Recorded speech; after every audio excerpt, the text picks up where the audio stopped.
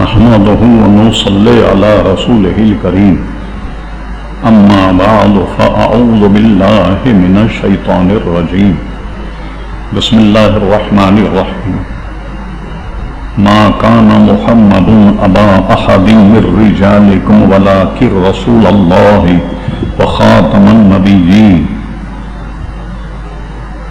وكان الله بكل شيء عليما إن الله وملائكته يصلون على النبي يا أيها الذين آمنوا صلوا عليه وسلموا تسليما اللهم صل على سيدنا ومولانا محمد موضع الجود والكرم وآله وبارك وسلم صلاة وسلاما عليك يا سيدي يا رسول الله معزز علماء کرام، محترم المقام، عظیمان مجلس، عزیز طلبہ، حمد و صلات کے بعد اس فقیر حقیر نے آپ حضرات کے سامنے 22ویں پارے سے سورہ احزاب کی ایک بہت ہی مشہور اور معروف آیت مقدسہ تلاوت کی، اور اسی پر مجھے آج کلام کرنا۔ اعلیٰ حضرت فاضل بریلوی نے اس کا ترجمہ یوں فرمایا، اور حضرت محمد صلی اللہ علیہ وسلم تمہارے مردوں میں سے کسی کے باپ نہیں، ہاں اللہ کے رسول ہیں اور سب نبیوں کے پچھلے، اور اللہ سب کچھ جانتا ہے۔ اس میں لفظ خاتم النبیین، اس پر ہمیں کلام کرنا ہے۔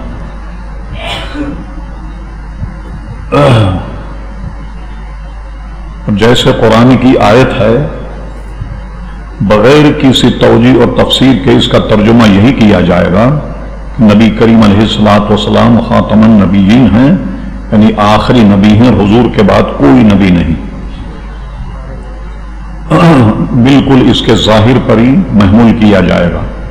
قادیانیوں نے اس میں کئی راہیں نکالی کہ لفظ خاتم ہے، خاتم ہوتا تو کچھ اور ہوتا، وغیرہ وغیرہ، یہ کوئی تعبیر قابل قبول نہیں۔ خاتم اور خاتم یہ دونوں قراتیں ہیں ہمارے علماء کرام کی، تو اس سے ان کا کوئی فائدہ نہیں۔ یہ جو فرمایا کہ حضور علیہ السلام آخری نبی ہیں، تو ہم اور آپ جب یہ کہیں کہ حضور کے بعد کوئی نبی نہیں آئے گا، یہ اس کے معنی، تو قادیانی کیا کرتے ہیں، غیر ضروری معاملات میں آپ کو الجھا دیتے ہیں۔ مثلا کہیں گے اچھا یہ بتائیے کہ حضور آخری نبی ہے نا، حضور کے بعد کوئی نبی نہیں آئے گا، آپ کہیں گے ہاں۔ اسی لیے فرمایا گیا کہ غیر عالم کسی سے مناظرہ یا مباحثہ نہ کرے جب تک اپنی پوری معلومات نہ ہو۔ آپ کو پکا کر لے گا اچھا یہ بتائیے حضور کے بعد کوئی نبی نہیں آئے گا، آپ کہیں گے نہیں، کہے گا اچھا یہ بتاؤ تمہاری کتابوں میں یہ ہے یا نہیں کہ حضرت عیسیٰ علیہ السلام تشریف لائیں گے، آپ کہیں گے بالکل، کہنے ابھی تو آپ کہہ رہے تھے کوئی نبی نہیں آئے گا، تو عیسیٰ علیہ السلام جب آئیں گے تو نبی تو آئے نا حضور کے بعد، اب آپ سٹ پڑا جائیں گے، اور اسی میں آپ کو الجھا کر یہ سارا مناظرہ اسی کے نظر ہو جائے گا اور اسی پر مناظرہ ختم ہو جائے گا۔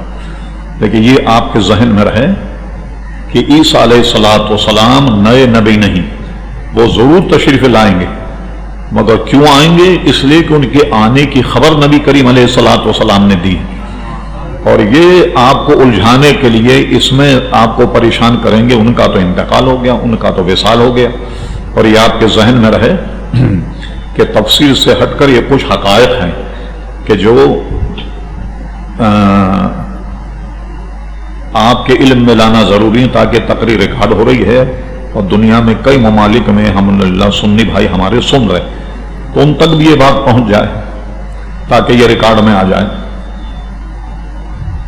اعلیٰ حضرت فاضل بریلوی رحمۃ اللہ علیہ فرماتے ہیں، قادیانیوں کے کہنے کے مطابق اگر مان لیا جائے کہ عیسیٰ علیہ السلام وفات پا گئے، تو ان کے وفات پانے سے اس کی نبوت کہاں ثابت ہو رہی؟ کیا عیسیٰ علیہ السلام اگر وفات پا گئے تو اس سے یہ مسئلہ ظاہر ہو جائے گا کہ غلام احمد قادیانی جو وہ نبی، یہ تو مسئلہ ثابت نہیں ہو رہا، پھر اس پر زور لگانا بالکل بیکار ہے۔ قادیانی یہ کہتا ہے کہ یہ جو قرآن مجید فرقان حمید میں من ما بسمہ احمد عیسیٰ علیہ السلام نے بشارت دی کہ میرے بعد ایک احمد نبی آنے والے ہیں، تو یہ کمبخت کہتا وہ احمد نبی میں ہوں، حضور کا نام تو محمد ہے۔ اچھا اب غور کیجیے آپ کہ اس کے ماں باپ نے اس کا نام رکھا غلام احمد، اس کا مطلب یہ ہوا کہ ماں باپ اس کے قادیانی نہیں تھے۔ جب نام غلام محمد رکھا، تمام نبیوں میں آپ دیکھیں کسی نبی کا نام لفظ غلام کے ساتھ ملا ہوا آپ کو نظر نہیں آئے گا، اور صرف منفرد نام ہے، حضرت آدم، حضرت موسیٰ، حضرت عیسیٰ، اور یہ غلام احمد، یہ گویا یہ دو نام۔ تو وہ کہتا وہ بھی میں، اور حضور نے جو بشارت دی کہ میرے بعد عیسیٰ علیہ السلام آنے والے ہیں، وہ کہتا وہ عیسیٰ بھی میں ہوں۔ لیجیے یعنی عیسیٰ علیہ السلام بھی خود بن بیٹھا، اور وہ حدیث تمام جس میں ہیں کہ امام مہدی تشریف لائیں گے، وہ کہتا مہدی بھی میں ہوں۔ لیجیے سب کچھ یہ خود ہی بن بیٹھا۔ اب ذرا تاریخی حقائق کی طرف چلیے۔ قادیانیوں کا مذہب یہ ہے، اہل سنت کا اس پر اتفاق ہے کہ جب عیسائیوں نے عیسیٰ علیہ السلام کو پھانسی پر چڑھانے کے لیے تختے پر کھڑا کیا تو عیسیٰ علیہ السلام کو اللہ تبارک و تعالیٰ نے آسمانوں پر اٹھا لیا، رفع الی السماء، وہ آسمان پر اٹھا لیے گئے، اور پھر اس کے بعد حضور نے فرمایا قرب قیامت میں تشریف لائیں گے، دمشق کی جامع مسجد ہے اس کے مشرقی مینار پر عیسیٰ علیہ السلام تشریف لائیں گے، اور جب وہ مینار سے اتریں گے تو امام مہدی پہلے آ چکے ہوں گے۔ جو ہماری حدیثوں سے ثابت ہے وہ یہ ہے، تھوڑی سی تفصیل، حضرت امام مہدی پیدا ہو چکے ہوں گے اور حرم شریف میں بیٹھے ہوں گے یا طواف کر رہے ہوں گے بیت اللہ شریف کا۔ ایک روایت میں ہے کہ ایک غیبی آواز آئے گی کہ یہ امام وقت آ گیا ہے اور اس سے بیعت کر لو، اور ایک روایت یہ ہے کہ بیت اللہ شریف پر ایک فرشتہ ندا کرے گا کہ امام وقت آ گئے اور ان سے بیعت کر لو۔ چنانچہ سارا مجمع جو طواف کر رہا ہوگا اکٹھے ہو جائیں گے اور حضرت امام مہدی کے ہاتھ پر بیعت کر لیں گے۔ بیعت کرنے کے بعد امام مہدی یہاں سے دمشق جائیں گے، اور دمشق جانے کے بعد جو جامع مسجد دمشق کی ہے جس کو مصلی خضر بھی کہتے ہیں، اس کے مینار سے عیسیٰ علیہ السلام تشریف لائیں گے۔ کس حال میں تشریف لائیں گے کہ زرد کپڑے ہوں گے جیسے احرام ہوتا ہے، ایک زرد چادر نیچے باندھے ہوں گے، ایک زرد چادر احرام کی طرح اوپر اوڑے ہوئے ہوں گے، اور اقامت ہو گئی ہوگی اور تشریف لائیں گے۔ اس میں علماء کچھ مختلف ہیں، بعضوں نے کہا کہ عیسیٰ علیہ السلام جب تشریف لائیں گے وہ اپنی نبی تو ہوں گے وہ، لیکن اپنی نبوت کے اعتبار سے لوگ ان کی اطاعت نہیں کریں گے، بلکہ وہ اطاعت حضور علیہ السلام کی شریعت کی کریں گے۔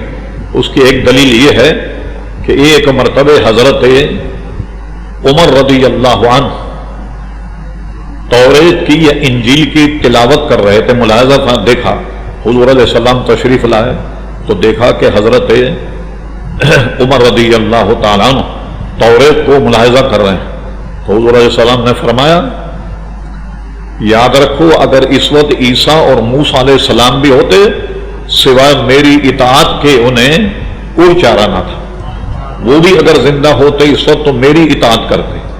پھر اس کے بعد حضور علیہ السلام نے ان سے تلاوت بند کروا دی۔ جب وہ تلاوت کر رہے تو کسی صحابی نے ان کی توجہ دلائی، کہا حضور علیہ السلام کی طرف تو دیکھو۔ جب حضرت عمر نے حضور علیہ السلام کی طرف دیکھا تو حضور علیہ السلام جو تھے بڑے جلال میں تھے اور منع کر دیا، فرمایا اگر اس وقت موسیٰ اور عیسیٰ بھی زندہ ہوتے تو میری اطاعت کے سوا کوئی اور معاملہ وہ نہیں کرتے۔ چنانچہ جب وہ آئیں گے تو اس میں دو قول ہیں، نماز فجر ہوگی، اقامت ہو گئی، ایک قول یہ ہے کہ امامت عیسیٰ علیہ السلام فرمائیں گے، ایک قول یہ ہے کہ امامت تو امام مہدی فرمائیں گے اور عیسیٰ علیہ السلام ان کے پیچھے نماز ادا فرمائیں گے ان کی امامت میں۔ اچھا اب کیا ہوا، یہ بھی لطیفہ سنیے آپ، بہت ساری چیز میں ایسی ہیں میں پہلے سے آپ سے معذرت کر لیتا ہوں جو ادب کے خلاف ہے، لیکن آپ کے ذہن میں یہ آ جائے کہ جو نبی کریم علیہ السلام کو اپنا ہم پلہ کہتا ہے کمبخت، اس کا حال کیا ہے یہ آپ ملاحظہ فرمائیے۔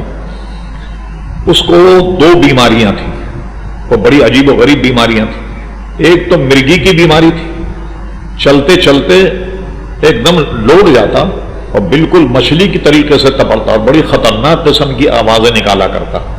اور ایک بیماری یہ تھی جو خود ان کی کتابیں موجود ہے، سارے حوالے میرے پاس موجود ہیں، کم سے کم دن میں 200 مرتبہ پیشاب کرتا تھا۔ بالکل ایسا لگتا تھا جیسے پیشاب کرنے پر ہی اس کو مامور بنا کے بھیجا گیا، دن بھر پیشاب کرتا۔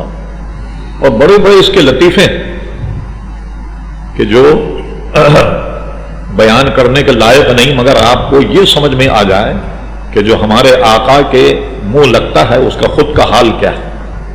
کہتے میری اماں مجھ سے یہ کہتی تھی کہ چونکہ تمہیں پیشاب بہت آتا ہے تو یہ کاٹن کا ناڑا مت ڈالا کرو، ریشمی ناڑا ڈالو تاکہ گٹھان نہیں لگے اور کھولنے میں آسانی ہو جائے۔ تو کہنے لگے وہ ریشمی ناڑا ڈالا کرتے تھے تاکہ جب پیشاب محسوس ہو تو جلدی سے ساری کاروائی ہو جائے، کہ ایسا نہ ہو کہ اندر ہی مقدمہ خارج ہو جائے۔ اچھا، پھر سادگی کا عالم یہ تھا مرزا صاحب کے کہ ڈیلے سے استنجا کرتے تھے۔ اچھا، گڑ کھانے کے عادی تھے، گڑ بھی کھا دے۔ یہ جو کرتے کے دو جیب ہیں، ایک جیب میں وہ گڑ کے ڈیلے رکھتے تھے اور ایک جیب میں استنجے کے ڈیلے رکھتے تھے۔ سادگی کا حال یہ تھا کہ جب گڑ کھانے کو طبیعت چاہتی، اتفاق سے ہاتھ اس تھیلے میں چلا جاتا تو استنجے کے ڈیلے چاپنے لگ جاتے تھے۔ ہم نے اس کا الٹ کیا۔ اچھا یہ بتائیے، جب استنجا کرنے بیٹھتے تھے اور ہاتھ اگر دوسری طرف چلا جائے تو کیا عجب کہ گڑ کے ڈیلے سے استنجا کرتے ہوں؟ اور فرمائیے بات، ایسا آدمی نبی کریم علیہ السلام کے برابر میں آن کر کہتا ہے کہ میں آخری نبی ہوں یا امام مہدی ہوں۔ اچھا، تو کسی نے پوچھا کہ یہ جو عیسیٰ علیہ السلام تشریف لائیں گے تو یہ حدیث میں ہے کہ ایک زرد چادر نیچے باندھے ہوں گے، ایک زرد چادر اوپر اوڑے ہوئے ہوں گے، تو تم تو ایسے نہیں ہو۔ اس نے جواب جانتے ہو کیا دیا؟ کہا یہ معاملہ بالکل صحیح ہے، آپ سمجھیں نہیں، یہ دو چادروں سے مراد دو میری بیماریاں، ایک بیماری میری نیچے کی ہے، ایک بیماری اوپر کی، یہ ہے اس سے مراد۔ اس طرح زبردست فٹ کر کے اپنے آپ کو اس سانچے میں فٹ کر رہا ہے کہ جو حضور علیہ السلام نے فرمایا۔ تو دو بیماریوں کی توجیہ وہ یہ کرتا تھا کہ مجھے دو بیماریاں ہیں، اس سے مراد یہ دو چادریں۔ تو ابھی بھی وہاں دمشق میں اس مینار پر پہرا ہوتا ہے، پولیس کیا ایسا نہ ہو ایرا غیرہ نتھو خیرہ کھڑے ہو کر کے اعلان کر دے نیچے اتر آئے کہ میں عیسیٰ علیہ السلام ہوں۔ اچھا، اس کو مصلی خضر بھی کہتے ہیں۔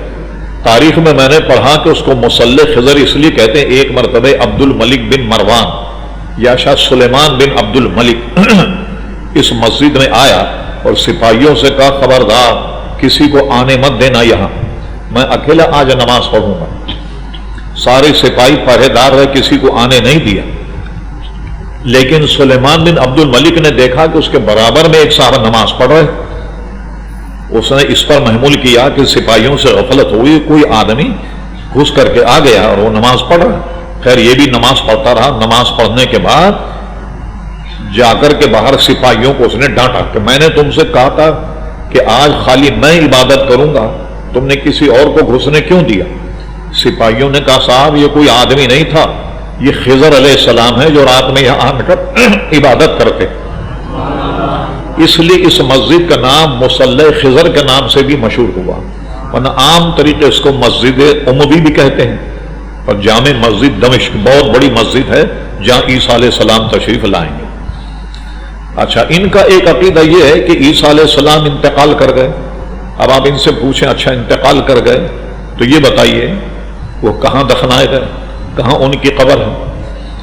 یہ ایک بات کسی نے بڑی عمدہ بتائی، سوائے نبی کریم علیہ السلام کے کسی نبی کی قبر جو دنیا میں مشہور ہے 100% معلوم نہیں ہے انہی کی قبر۔ مثلا بیت المقدس کہا جاتا ہے موسیٰ علیہ السلام کی قبر وہیں ہے، اور یہ تو کیا نام ہے مسلم شریف کے حاشیے میں بھی کہ حضرت موسیٰ علیہ السلام کے پاس ملک الموت آئے، انہوں نے کہا کیوں آئے ہو؟ تو انہوں نے ذرا تلخ لہجے میں کہا میں آپ کی روح قبض کرنے کے لیے آیا ہوں۔ تو اللہ کے نبی کی شان بہت عجیب و غریب ہوتی، انہیں جلال آ گیا، انہوں نے ایک ہاتھ مارا ملک الموت کے تو ان کی آنکھ پھوٹ گئی۔ وہ کوئی اللہ کے دربار میں کہ اللہ تعالیٰ تو ایسے بندے کے پاس بھیجتا جو آنا ہی نہیں چاہتا، اس نے تو میری آنکھ پھوڑ۔ فرما نہیں اب کی مرتبہ جاؤ اور جانے کے بعد کہوں میں اللہ کا بھیجا ہوا آیا ہوں۔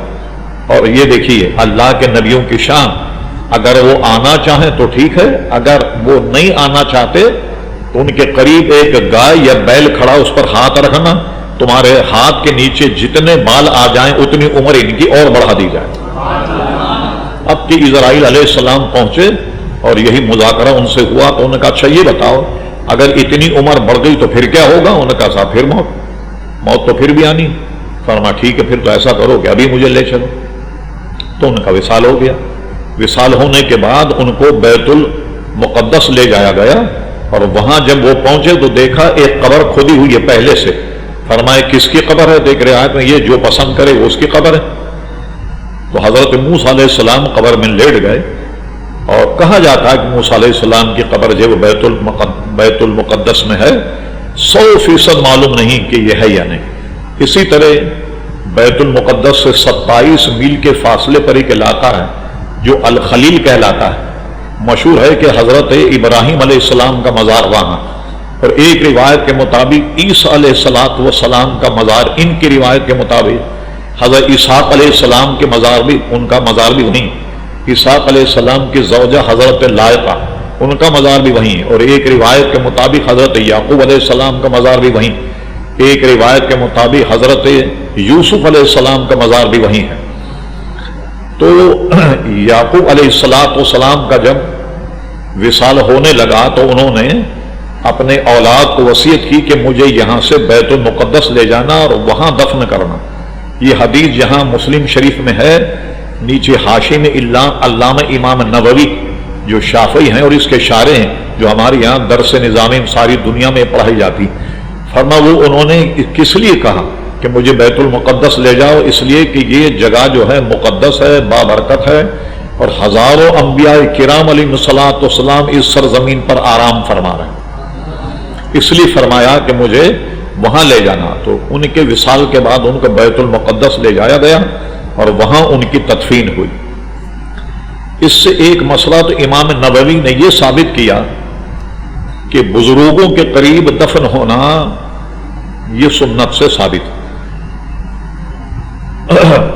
اور یہ صحیح روایت میں بھی حضرت عمر رضی اللہ عنہ جب شہید کیے گئے تو اپنے وصال سے قبل حضرت عبداللہ کو بھیجا اپنے بیٹے کو، فرمایا جاؤ ام المومنین حضرت عائشہ صدیقہ کے پاس جا کر یہ کہو، اس لیے کہ وہ اتنے زخمی ہوئے کہ اب ان کو خود بھی بچنے کی امید نہیں تھی۔ ایک یہودی نے سازش کے ذریعے حضرت عمر رضی اللہ عنہ جب نماز کے لیے آ رہے تھے تو پیٹ میں اتنا گہرا وار کیا کہ جب ان کو پانی یا شربت پلایا گیا تو وہ پیٹ میں سے نکل گیا، اور ان کو یقین ہو چلا کہ اب میرا وصال ہونے والا۔ اپنے بیٹے کو حضرت عائشہ صدیقہ کے پاس بھیجا کہ جاؤ اور ام المومنین حضرت عائشہ صدیقہ سے کہو کہ جو جگہ تم نے حضور کے روضے میں اپنے لیے رکھی تھی وہ جگہ مجھے دے دو، میں وہاں دفن ہونے کا متمنی ہوں۔ حضرت عمر رضی اللہ عنہ کے صاحبزادے وہاں پہنچے، ام المومنین حضرت عائشہ صدیقہ نے جب یہ سنا فرمایا یا عبداللہ آج میں اپنے پر عمر کو ترجیح دوں گی، اور میں وہ جگہ اپنی جو میں نے دفن کے لیے رکھی وہ میں تمہارے ابا کو دیتی ہوں۔ ادھر صاحبزادے آئے، حضرت عمر فاروق سے کہا کہ ام المومنین نے رضامندی ظاہر کر دی اور انہوں نے اپنی جگہ آپ کو دے دی، اس لیے حضرت عمر فاروق کو وہاں ان کی تدفین ہوئی۔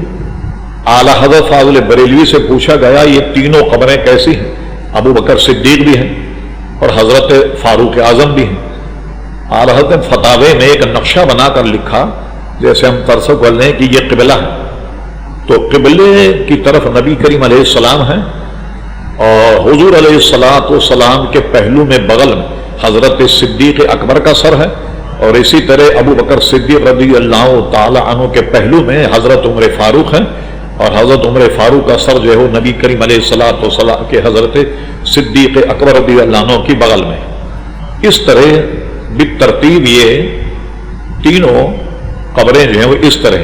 ترکیوں نے اپنے زمانے میں کیا کیا تھا، مواضع اقدس کے سامنے 3 دائرے بنا دیے تھے، ایسے جو ابھی بھی ہیں، قالین اگر اڑ جائیں ابھی بھی معلوم ہوتا۔ ایک دائرہ بنایا کہ اس دائرے پہ کھڑے ہو کر جب صلاۃ و سلام عرض کرو تو حضور کے چہرے کی سیدھ ہے، ایک قدم نیچے ہو کر جب سلام پڑھو تو یہ حضرت صدیق اکبر رضی اللہ عنہ کے بالکل منہ کے سامنے کھڑے، ایک قدم اور نیچے ہو جاؤ تو یہ حضرت فاروق اعظم رضی اللہ تعالیٰ عنہ کا چہرہ اقدس کے بالکل سامنے۔ اسی لیے آپ جعلی اقدس میں دیکھیں 3 سوراخ بنے ہوئے ہیں۔ پہلا سوراخ جو ہے وہاں کھڑے ہو کر لوگ حضور پر صلاۃ و سلام پڑھتے، اور تھوڑا سا نیچے ہو کر حضرت صدیق اکبر پر، اور پھر تھوڑا اور نیچے ہو کر حضرت فاروق اعظم پر سلام پڑھتے۔ تو اس طرح ان کی قبریں۔ تو حضرت فاروق اعظم حضور کے قرب و جوار میں کیوں دفن ہونا چاہتے تھے؟ وہ جانتے تھے کہ یہ برکت والا مقام ہے، اور روزانہ 70,000 صبح اور 70,000 شام فرشتے درود و سلام کا نذرانہ پیش کرتے ہیں۔ اور حدیث شریف میں کہ جو فرشتے ایک مرتبہ آ جائیں 70,000 تو اللہ تعالیٰ کے پاس اتنے فرشتے ہیں کہ قیامت تک ان کی باری نہیں آئے گی۔ پھر جو ایک مرتبہ حاضری دے کر چلے جائیں قیامت تک ان کی باری نہیں آئے گی۔ اعلیٰ حضرت فاضل بریلوی نے بڑا پیارا نقطہ بیان کیا، فرمایا یہ دیکھیے کہ فرشتے جو ہیں وہ ایک مرتبہ آئیں گے اور پھر قیامت تک نہیں آ سکتے۔ فرمایا معصوموں کو تو ہے عمر بھر میں ایک بار اور عاصی پڑے رہیں تو صلاح عمر بھر کی ہے۔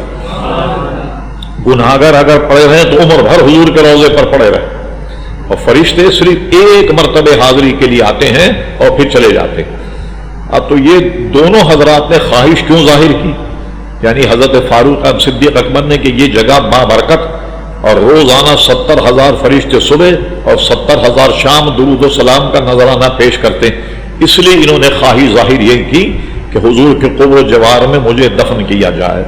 صدیق اکبر یہاں کیسے رکھے گئے ان کا واقعہ امام راضی نے اپنی تفسیر 16ویں پارے میں ایک جگہ یوں ارشاد فرمایا، جب حضرت صدیق اکبر سخت علیل ہو گئے اور اب یہ رہا کہ اب وصال ہو جائے گا، انہوں نے وصیت کی، اور سبحان اللہ وصیت کیا کی؟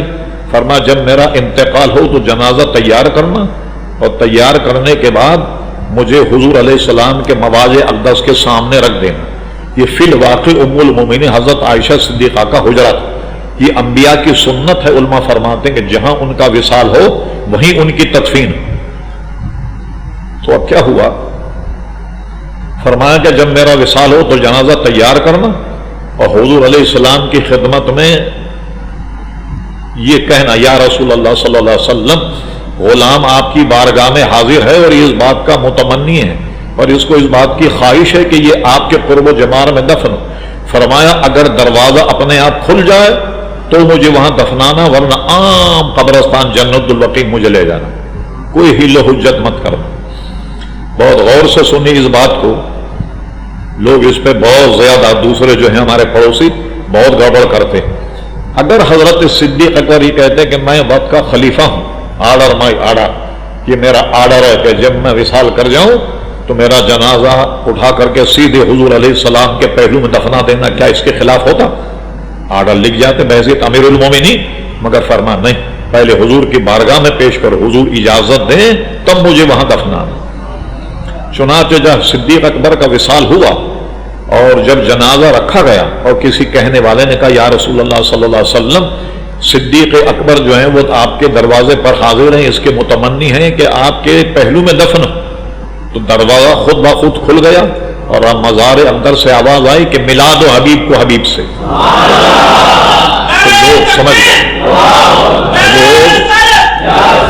تو لوگ سمجھ گئے کہ حضور علیہ السلام راضی، اس لیے صدیق اکبر کو حضور علیہ السلام کے پہلو میں دفنایا گیا۔ ان دونوں حضرات نے خواہش کس لیے کی کہ وہ جگہ بابرکت ہے، اس لیے وہاں دفن ہونے کے متمنی تھے۔ اور حضرت اسحاق علیہ السلام بھی وہاں اس لیے دفن ہونا چاہتے بیت المقدس میں کہ برکت والی جگہ، اور یہ برکت والی جگہ تو قرآن سے منسوخ ہے۔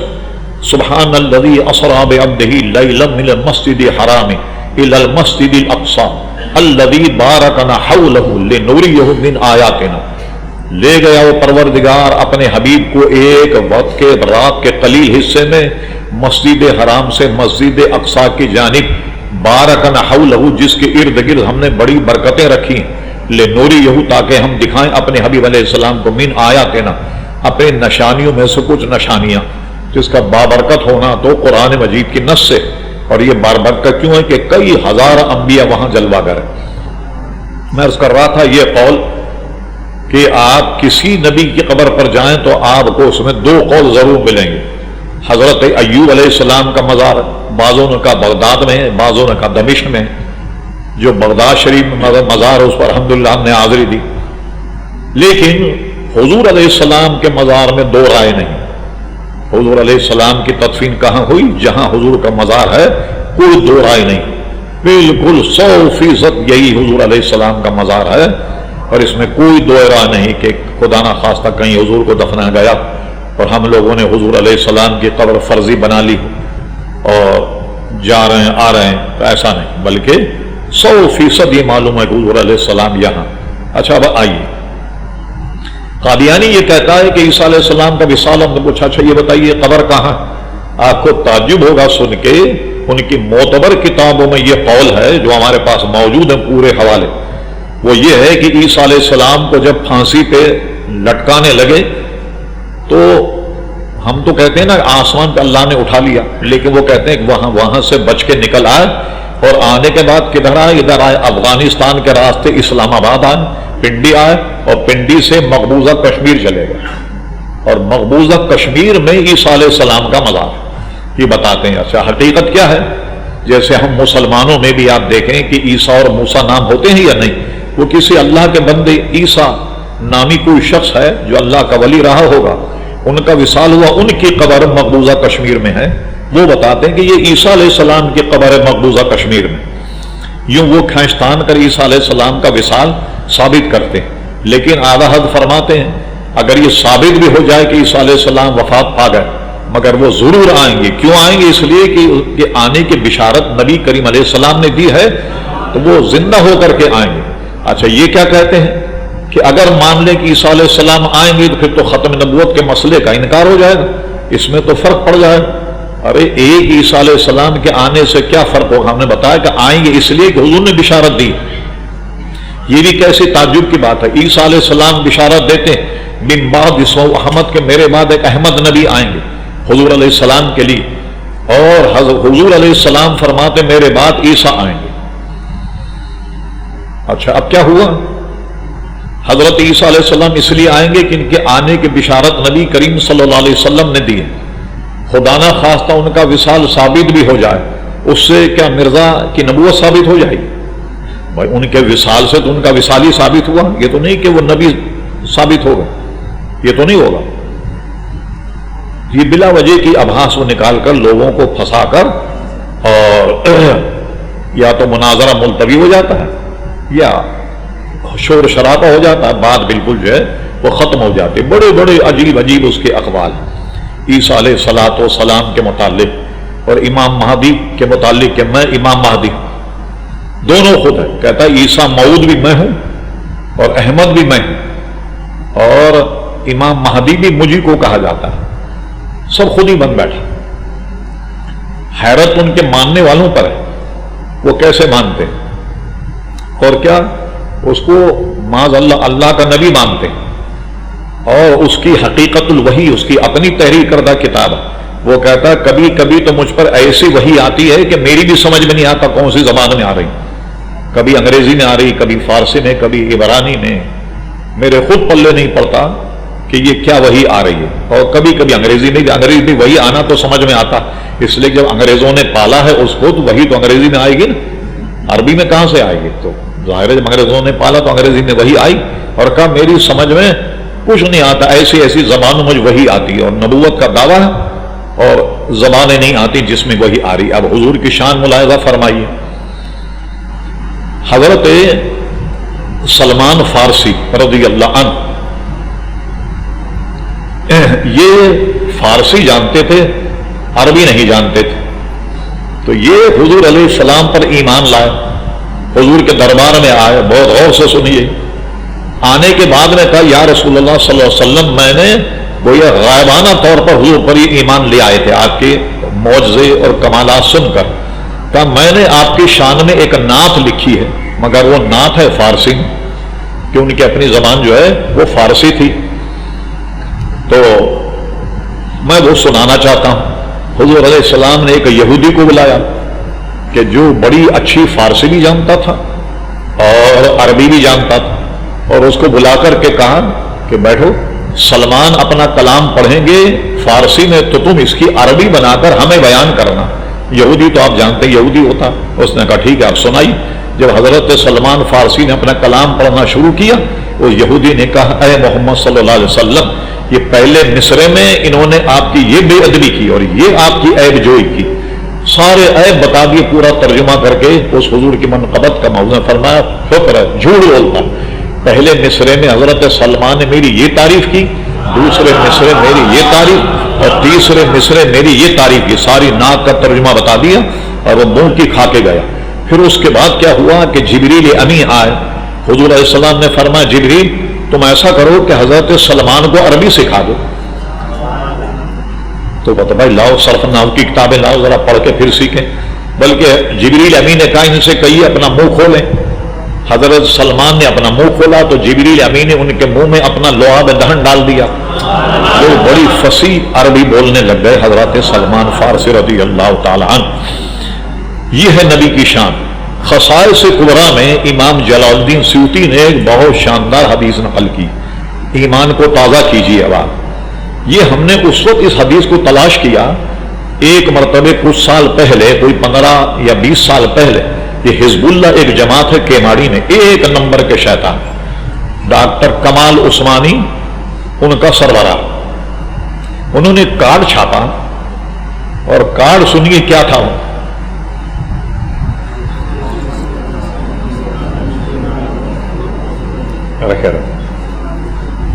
وہ کارڈ کیا تھا سنیے آپ، کیونکہ وہ بنیادی طور پہ تو وہابی ہیں، جتنے گمراہ ملیں گے آپ کو، لادین، سوشلسٹ، کمیونسٹ، بدماش، یہ سب کے سب پہلے وہابی ہوتے ہیں، پھر اس کے بعد دہریے بنتے ہیں۔ آپ کسی بھی دہریے کی تاریخ اٹھا کر دیکھ لیں، میرا جہاں تک مطالعہ ہے، پہلی سیڑھی وہابیت۔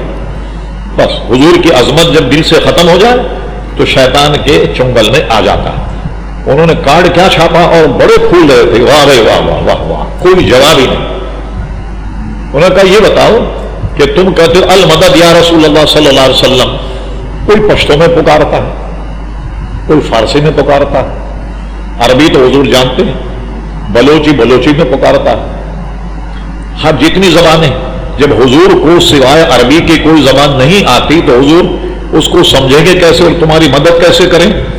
بس یہ جناب جب آیا ہے کالجوں میں پرچے چھپے، کسی نے ہمیں لا کر دیا، اور کسی نے کیا کیا کہ بھرے جلسے ہمارے ہاتھ میں وہ کارڈ دے دیا کہ صاحب اس کا جواب چاہیے۔ یہ کہتے ہیں کہ کوئی جواب نہیں دیتا، میں نے کہا لیجیے اس کا جواب، جیسا سوال ہے اسی قسم ہم آپ کو جواب بھی دیتے ہیں۔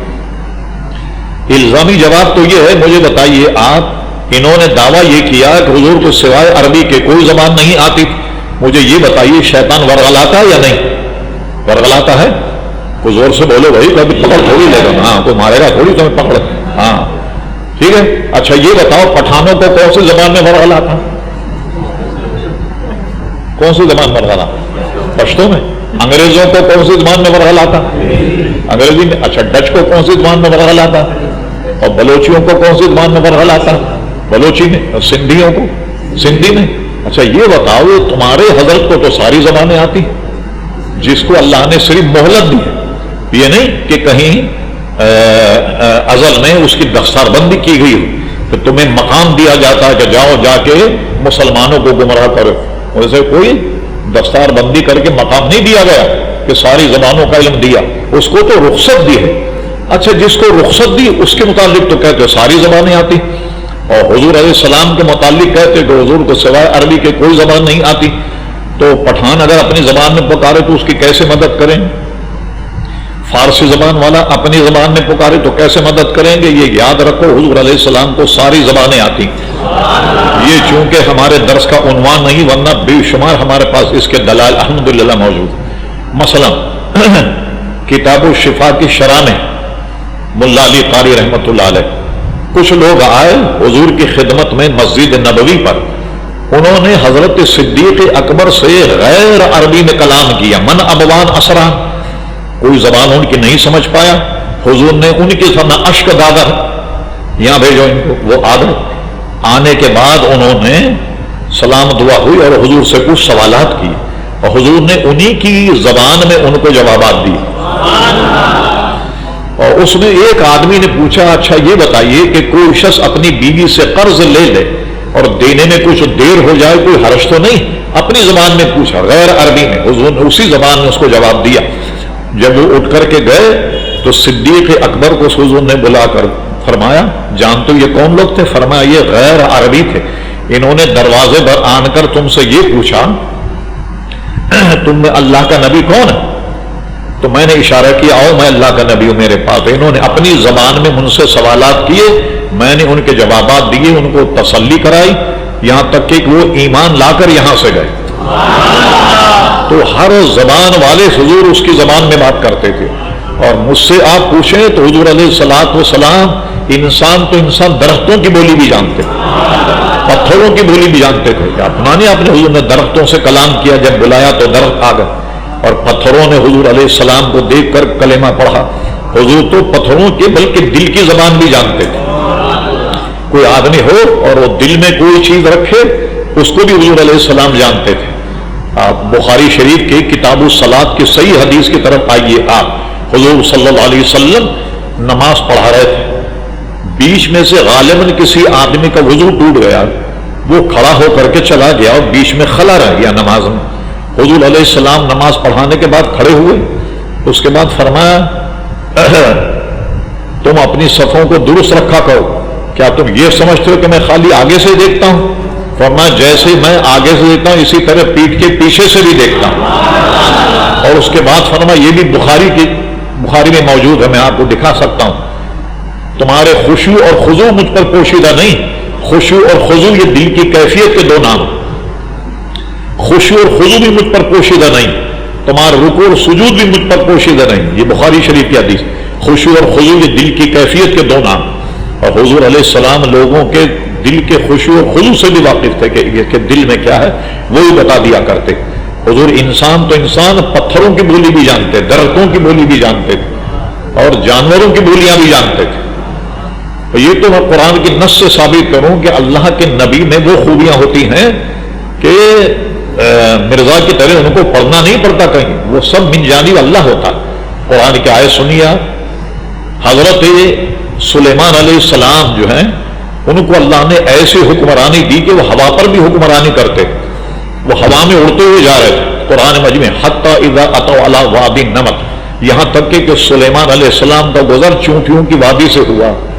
قالت نملۃ یا ایھا النمل ادخلوا مساکینکم، ایک چونٹی نے کہا اے چونٹیوں اپنے اپنے بلوں میں گھس جاؤ، لا یحطمنکم سلیمان، کہیں ایسا نہ ہو بے احتیاط تمہیں رون ڈالے سلیمان و جنودہ اور ان کا لشکر۔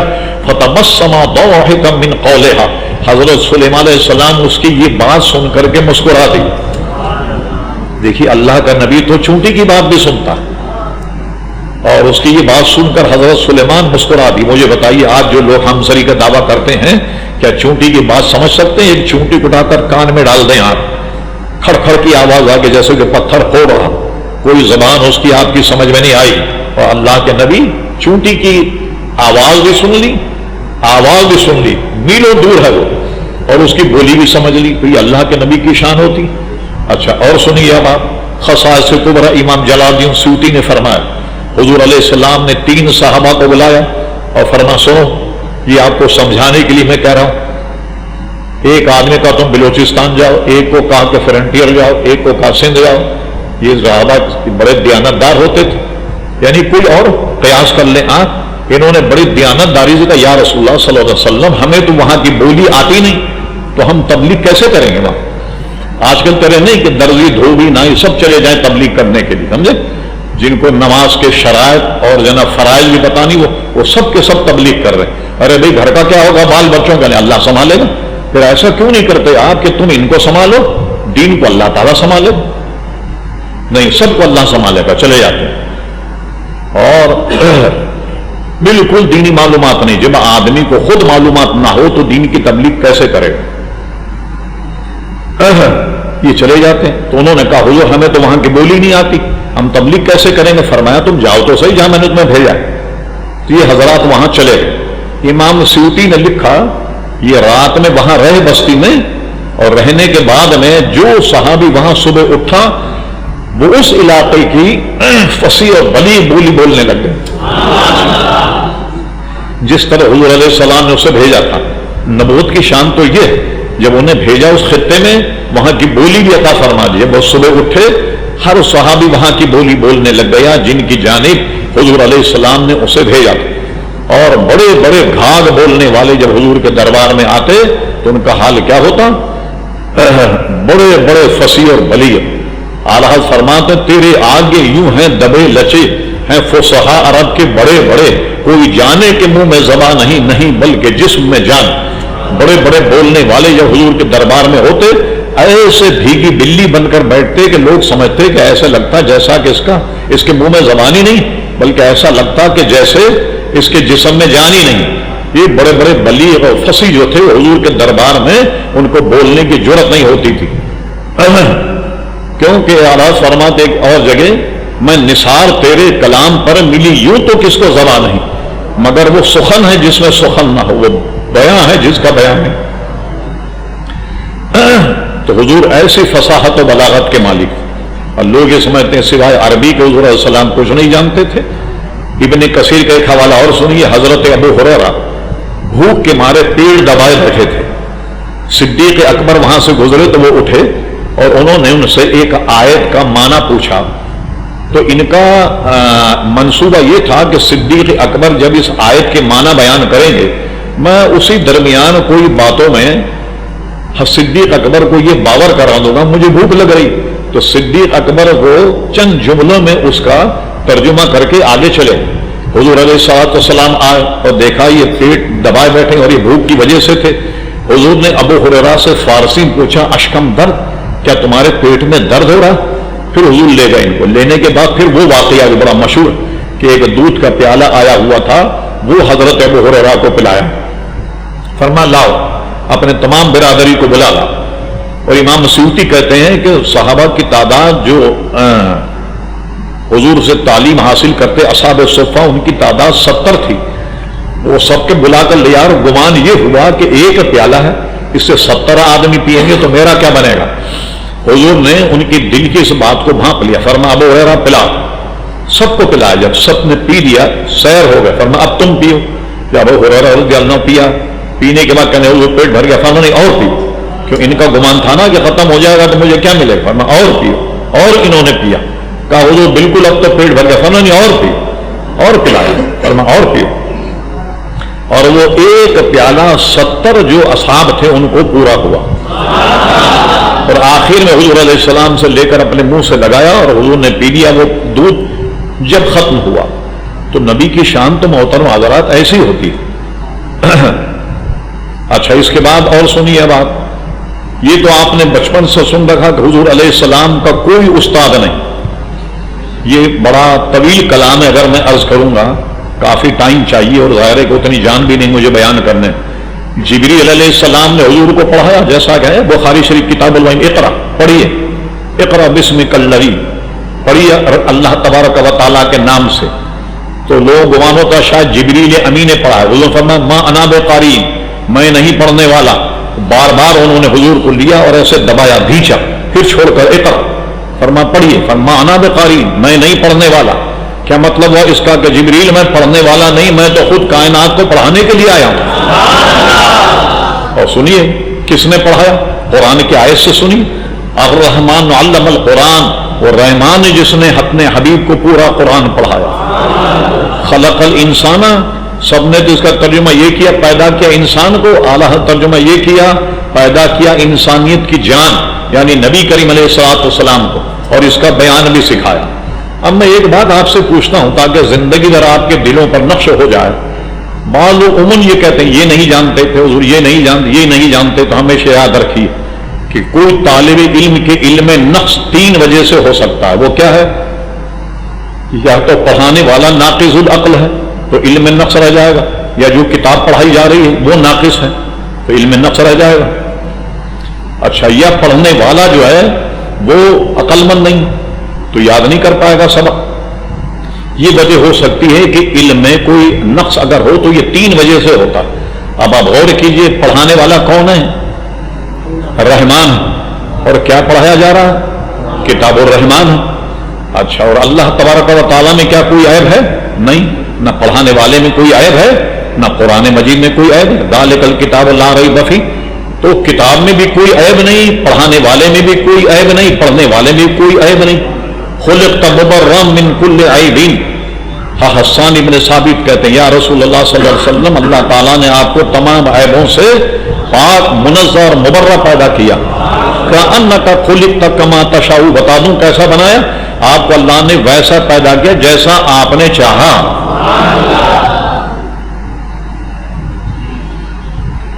تو اب کیا خدا حبیب چاہتے تھے ان میں کوئی عیب؟ تو کوئی عیب حضور علیہ الصلوۃ والسلام میں نہیں. تو جبریل علیہ السلام نے نہیں پڑھایا، اللہ تبارک و تعالیٰ نے پڑھایا. اچھا اب آئیے جو جھوٹے نبوت کے دعوے دار ہیں، اس تاریخ پر ہم ذرا سا غور کریں. سب سے پہلے حضور علیہ السلام کے زندگی کے فوراً بعد، بلکہ زندگی میں مسلمہ کذاب نے نبوت کا دعویٰ کیا. سب سے پہلا یہ مدعی نبوت، اور حضور سے ملنے کے لیے آیا، مضافات مدینہ میں ٹھہر گیا اور حضور سے کہا کہ میں آپ سے بات کرنا چاہتا ہوں. تو کچھ سفارتی آداب ہوتے ہیں، حضور کو جاننے کی ضرورت نہیں. حضور فرماتے سفارتی آداب اگر نہ ہوتے میں تجھے قتل کرا دیتا. حضور اس سے چلے گا ملنے کے لیے. اتفاق حضور کے ہاتھ میں ایک کھجور کی چھڑی تھی. اس نے کیا پیشکش کی وہ سنیے آپ کیا ہے. کہنے لگے اے محمد صلی اللہ علیہ وسلم، ہم اور آپ یہ طے کر لیں کہ شہر آپ کے دیہات میں رہے، شہر میں آپ کی نبوت ہو، دیہات میں میری نبوت چلے. یا یہ طے کر لیں کہ جب تک آپ زندہ ہیں آپ نبی، جب وصال ہو جائے تو مجھے لکھ دیں کہ آپ کے وصال کے بعد میری نبوت چلے گی.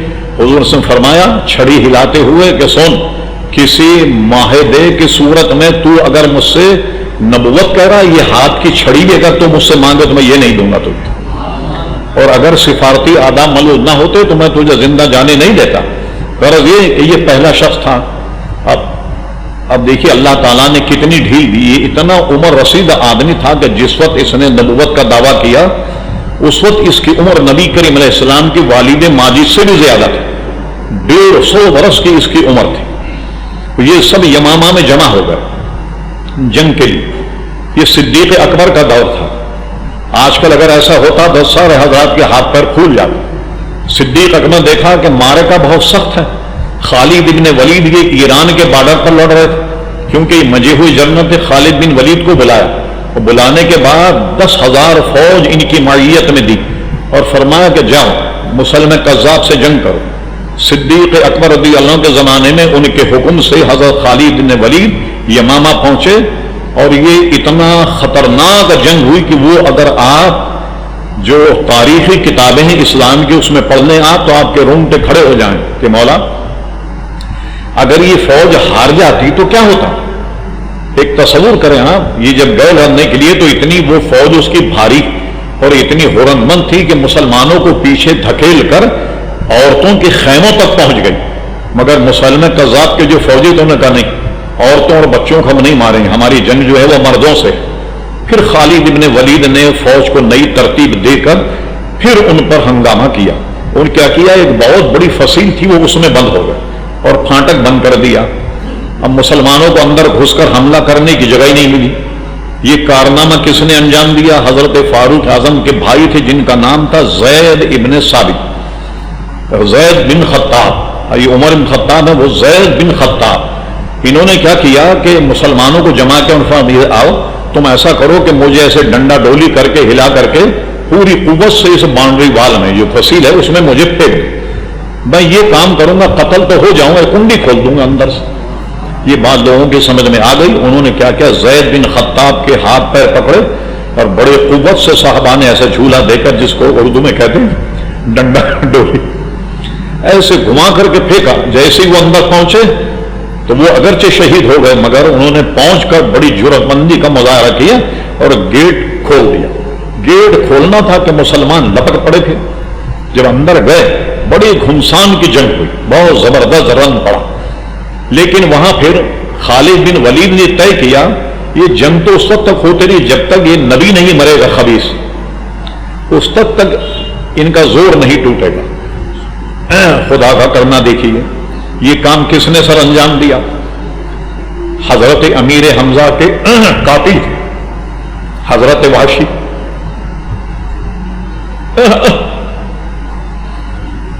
رضی اللہ تعالیٰ.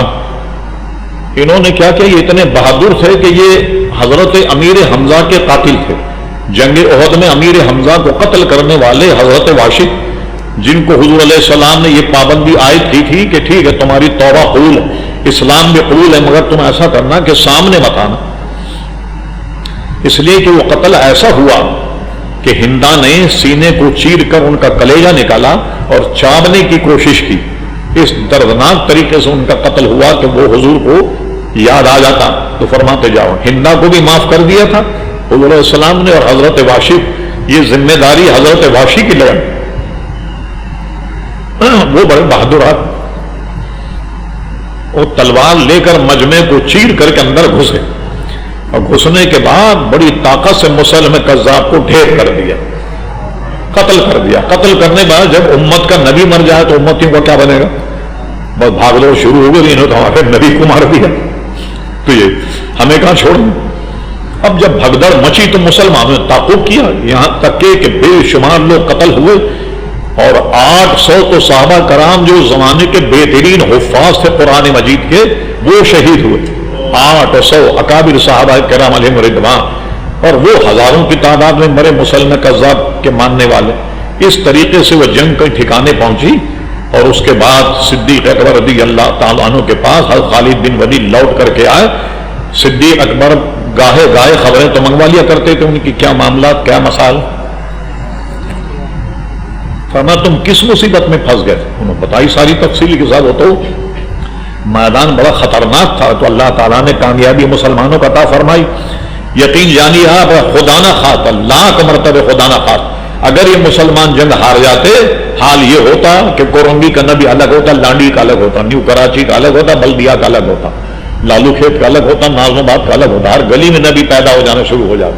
مگر مار کر کے ان کو طبیعت ان کی درست کر دی اور سب چھوڑ چھاڑ کر کے بھاگ گئے. کسی صاحب نے مسئلہ پوچھا اور انہوں نے شاید لکھ دیا تھا، ان کے علم میں نہیں تھا. مسلم کذاب کی بیوی تھی، اس کا نام تھا سجا، سجا یا سجا. اس نے دیکھا کہ مرد لوگ اتنا ایڈوانس کر رہے ہیں تو عورت کو بھی آگے آنا، جیسے کہ آج کل آ گیا ہے نا، حقوق النسواں بل پاس ہونے کے بعد میں عورتیں شیر بن گئیں. انہوں نے کہا چلو عورتیں کیوں پیچھے ہوں. اس نے بھی نبوت کا دعویٰ کر دی. مسلم کذاب نے تو کیا ہی کیا تھا، سجا نے بھی نبوت کا دعویٰ کر دیا. اور ایک ہوتا ہے کریلا، اور کریلے کی بیل اگر نیم پر چڑھ جائے تو نیم پہلے ہی کڑوا ہوتا.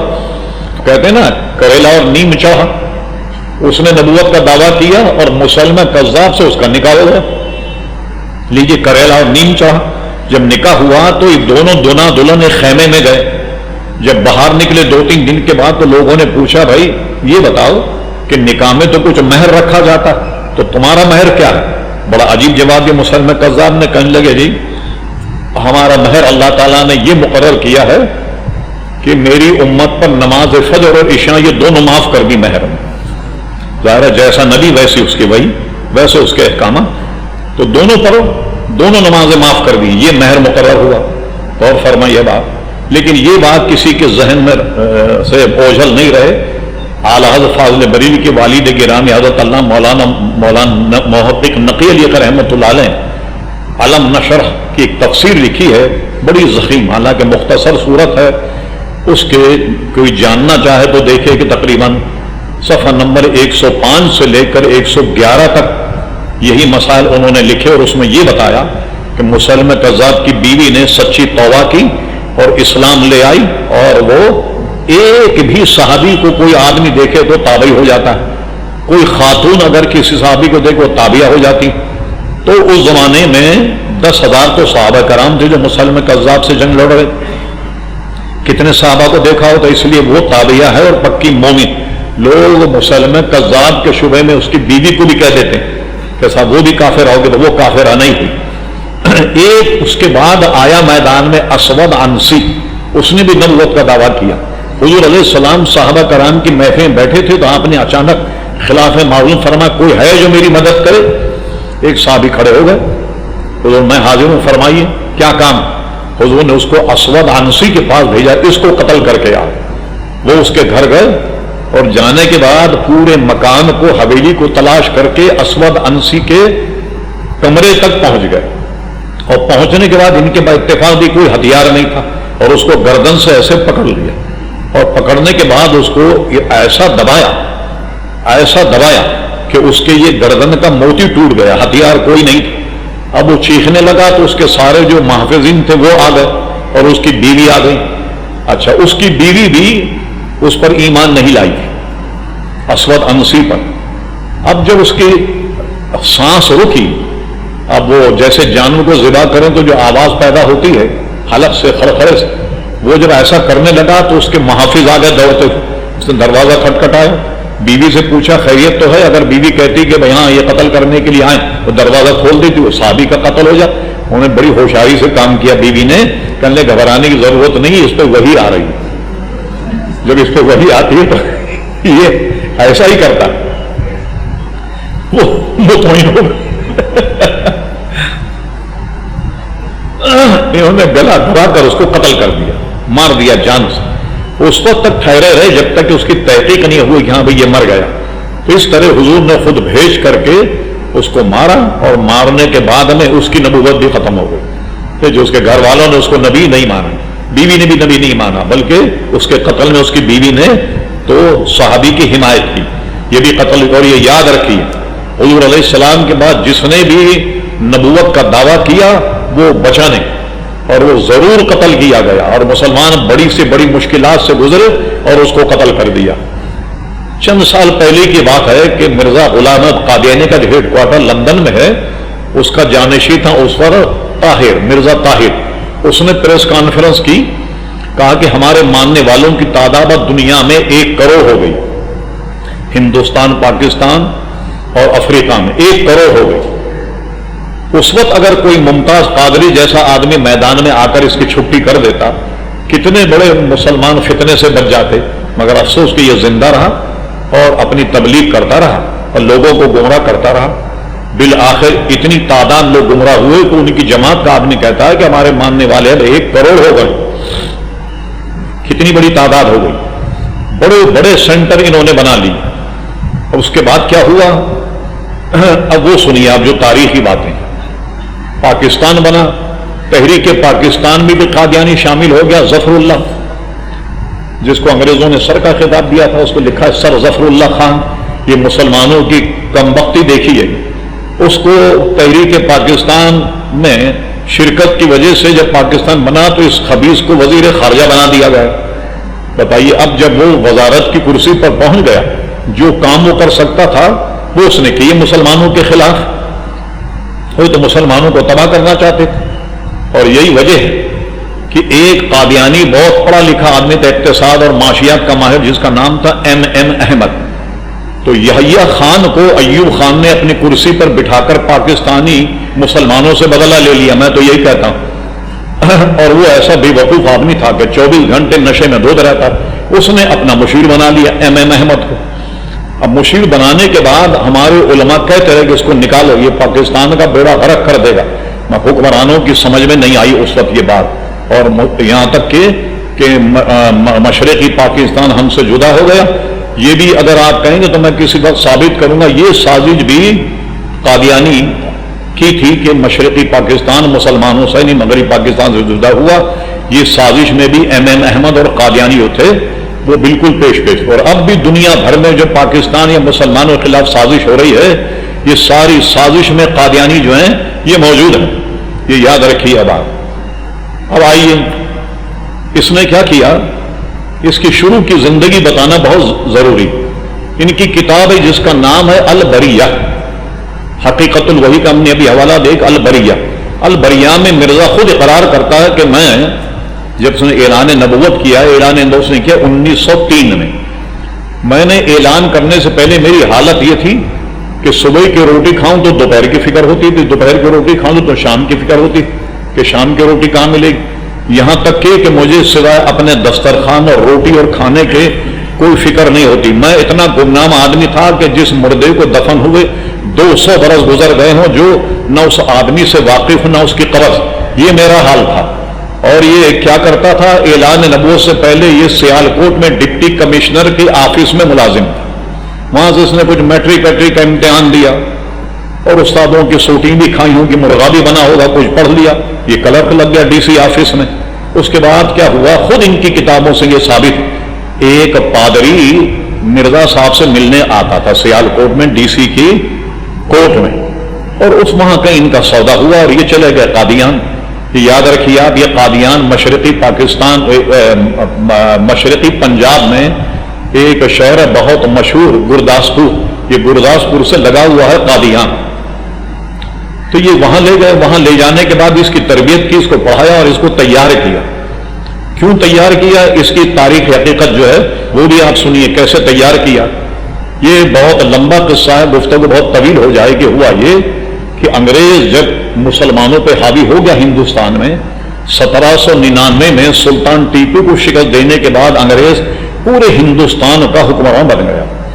اب اس کے بعد کیا ہوا کہ سلسلہ شروع ہوا مسلمانوں پر تشدد کا اور مسلمانوں پہ قتل عام کا۔ بہادر شاہ ظفر جو ہے وہ اپنے آبا و اجداد کی طرح کوئی بہت مضبوط حکمراں ثابت نہیں ہوا، تو بہادر شاہ ظفر کے دور میں انگریزوں نے ہاتھ پیر نکالے اور مسلمانوں کا قتل عام کیا، اور اس وقت مسلمانوں نے انگریز کے خلاف جہاد کا اعلان کیا، جس کو تحریک آزادی کہتے ہیں، جنگ آزادی۔ حقیقت میں یہ تحریک آزادی نہیں بلکہ یہ تو کیا نام ہے، جہاد تھی۔ 100 سے زائد علماء کے دستخط لیے گئے اور انگریزوں کے خلاف علامہ فضل خیر آبادی رحمۃ اللہ نے فتویٰ جاری کر دی۔ گھر گھر، گلی گلی، کوچے کوچے، قریہ قریہ لڑائی، مسلمان جہاں انگریز کو دیکھا مارا، جہاں انگریز کو دیکھا مارا، بے شمار انگریزوں کو مارا۔ مارنے کے بعد پھر انگریز بھی میدان میں آئے، انہوں نے مسلمانوں کا قتل عام کیا۔ تاریخ اگر آپ پڑھیں تو آپ کو تعجب ہوگا، سقوط دہلی جب ہوا، جب دہلی پر انگریزوں نے قبضہ کیا تو مسلمانوں کی لاشیں ایسے پڑی تھی کہ کتے ان کے پیٹ سے اوجڑیاں نکال کر، آنتیں نکال کر باہر کر رہے تھے۔ انہوں نے کیا کیا، مسلمانوں کو قتل کرنے کے بعد خنزیر کی کھال میں لپیٹا اور جلایا۔ اچھا، ہندو بھی کوئی شامل ہو گئے تھے آزادی میں، وہ بھی انگریز جان چھڑانا چاہتے، تو ہندوؤں کو انہوں نے کیا کیا، گائے کی کھال میں لپیٹ کر کے جلایا، کیونکہ گائے کو گو ماتا مانتے ہیں، پہلے آپ سن چکے۔ اس طرح بڑا قتل عام ہوا مسلمانوں کا، اور سارے مسلمان لیڈر جو تھے وہ قید کر لیے گئے۔ علامہ فضل خیر آبادی، ان کو تو دریائے شور، حبس دوام، یعنی کالے پانی کی سزا ہو گئی، عمر قید، یہ قید کر کے بھیج دی گئے۔ اس کے بعد علامہ کاکوری رحمۃ اللہ علیہ، وہ بھی حبس دوام میں دریائے شور، کالا پانی جس کو کہتے ہیں، وہاں تک چلے گئے۔ یہاں تک کہ مسلمانوں کی تحریک کو انگریزوں نے اپنے طاقت کے بلبوتے پر اس کو دبا دیا، لیکن وہ یہ جانتے تھے کہ یہ تحریک دبے گی نہیں، کسی وقت بھی مسلمان بکھر جائے گا۔ ہاں، ایک بات اور رہے ذہن میں تاکہ اس کو پھر دوسری بات سے اس کو ملانا، تو آپ کو یہ اندازہ ہو جائے گا کہ یہ تحریک چلی گئی۔ وہ کیا کرتا تھا، اس نے کہا کہ جب وہ امام مہدی آئیں گے تو جہاد کو منسوخ کر دیں گے، میں نے بھی جہاد کو منسوخ کر دیا، اور جزیہ جو ہے وہ معاف کر دیں گے، یہ حدیثوں میں آتا ہے۔ تو کہا میں نے جزیہ بھی معاف کر دیا اور جہاد بھی میں نے منسوخ کر دیا۔ چلیے صاحب، اب اس کو پڑھا لکھا کر کے میدان میں لائے۔ کیوں میدان میں لائے؟ اب آپ دیکھیے یہ تقریر ریکارڈ ہو رہی ہے، باہر آپ لکھ بھی رہے ہیں۔ آپ کسی وقت میرے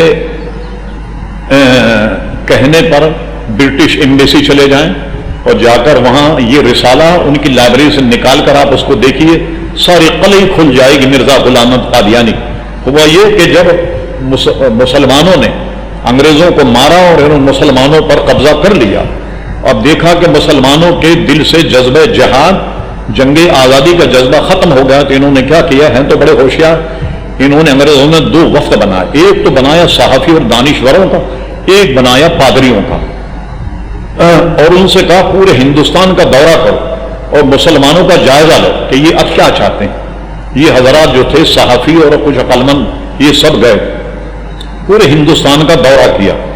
یہ بات ہے 1869 کی، انہوں نے دورہ کیا۔ دورہ کرنے کے بعد کیا کیا، ان سب کو بلایا اور بلانے کے بعد ان سے کہا کہ کس نتیجے پہ پہنچے، تو یہ 69 کی بات ہے، تو 1870 میں وائٹ ہال لندن میں ان کا اجلاس ہوا، وائٹ ہاؤس امریکہ میں، وائٹ ہال لندن میں ان کو بلایا گیا، اجلاس ہوا۔ آپ کس نتیجے میں پہنچے؟ انہوں نے کہا مسلمان میں ایک چیز بڑی خطرناک، وہ ہے جذبہ جہاد۔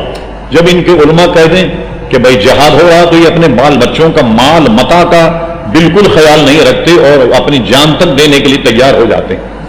اچھا اب کیا کیا جائے؟ ہم نے گھوم کر یہ دیکھا کہ بر صغیر کا مسلمان، یہ انگریزوں کی رپورٹ، پیروں کو فقیروں کو ماننے والا ہے، نبی کریم السلام کا بڑا چاہنے والا ہے، تو کسی طریقے سے کیا کیا جائے، ایک ایسا آدمی تلاش کر لیا جائے کہ جو امام مہدی ہونے کا دعویٰ کرے اور اس کی اس مہدویت کو یا نبوت کو پروان چڑھایا جائے۔ یہ انگریزوں میں جہاں برائیاں ہیں، خوب یہ کہ کام کرنے کے بعد وہ لکھ لیتے ہیں ہم نے کیا کیا کارنامے انجام دیے، تاکہ ہمیں یہ پتہ لگ جائے کہ کس نے کیا کیا۔ جیسے ہم پھر ایک رپورٹ سلطنت عثمانیہ کو جو ختم کیا گیا اس نے ساری لکھ دی، ہم پھر محمد بن عبد الوہاب کو اس نے کیسے قابو کیا، کیسے اسے شراب پلائی، اسے متا کیسے کروایا، ساری تفصیل چھاپ کر کے بڑا غرق کر کے رکھ دیا اس نے محمد بن عبد الوہاب کا۔ تو یہ چھپی رپورٹ ہے the arrival of British umpire in India. کیا ترجمہ کریں گے اس کا آپ کہ برطانوی راج کا ورود ہندوستان، یہ برطانوی راج ہندوستان میں آیا۔ اب انہوں نے اپنی کانفرنس میں یہ رپورٹ پیش کی کہ کسی ایسے آدمی کو تلاش کیا جائے جو جھوٹی نبوت کا اعلان کرے، اور یہ لکھی ہوئی رپورٹ موجود، اس کا اقتباس تو موجود ہے، میں اصل کتاب میرے پاس نہیں۔ یہ انہوں نے طے کیا کہ کسی آدمی کو تلاش کیا جائے، آدمی تلاش کرنا۔ رپورٹ میں یہ کہا گیا کہ نبوت کا اعلان کرنا تو آسان، مگر ہندوستان بر صغیر میں ایسے آدمی کو ڈھونڈنا جو نبوت کا اعلان کرے یہ ممکن نہیں، یہ آسان کام نہیں۔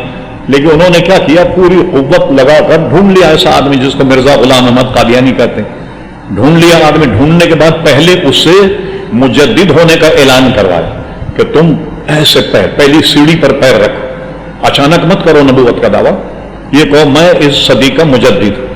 چلیے صاحب وہ مجدد بن گیا، مجدد بننے کے بعد اس کے مجددیت کو پروان چڑھایا، اور چلتے چلتے اس کے جو کافی ہم نوا ہو گئے تو 1900 کے ابتدان اس نے عیسوی میں نبوت کا اعلان بھی کر دیا۔ جب نبوت کا اعلان کیا تو اس کے ماننے والے آ گئے، اور یہ یاد رہے تاریخ میں کہ سب سے پہلے اس مسئلے کا دفاع کرنے والے مسلمان اور سنی علماء تھے۔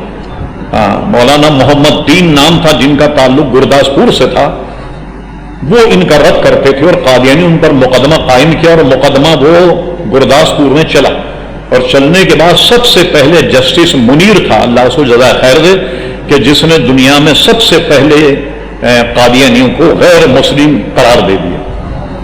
اب اس کے غیر مسلم قرار دینے کے بعد ان کی کمر ٹوٹی۔ اس کے بعد کیا ہوا کہ پاکستان بن گیا۔ پاکستان بننے کے بعد یہاں امپریس مارکیٹ سے متصل ایک باغ ہے جس کو اورنگزیب پارک کہا جاتا ہے، اس میں قادیانیوں کا ایک جلسہ ہوا۔ جلسہ ہونے کے بعد اس میں ظفر اللہ خان نے خطاب کیا کہ جو وزیر خارجہ، نکلنے کے بعد انہوں نے کیا کہ جیسے عموماً جلسہ کرنے کے بعد لوگ توڑ پھوڑ کرتے ہیں، یہ نکلے اور جو مسلمان وہاں تھے ان کو مارا پیٹا، ایک ہنگامہ کیا ان پر ماسکٹ ارد گرد میں قادیانیوں نے۔ اب جب یہ ہنگامہ کیا تو 53 میں قادیانیوں کے خلاف تحریک چلنی شروع ہو گئی، آگے لوگ میدان، اور بڑی عجیب و غریب تحریک چلی قادیانیوں کے خلاف کہ وہ چند باتیں اس کی تاکہ ریکارڈ میں آ جائیں۔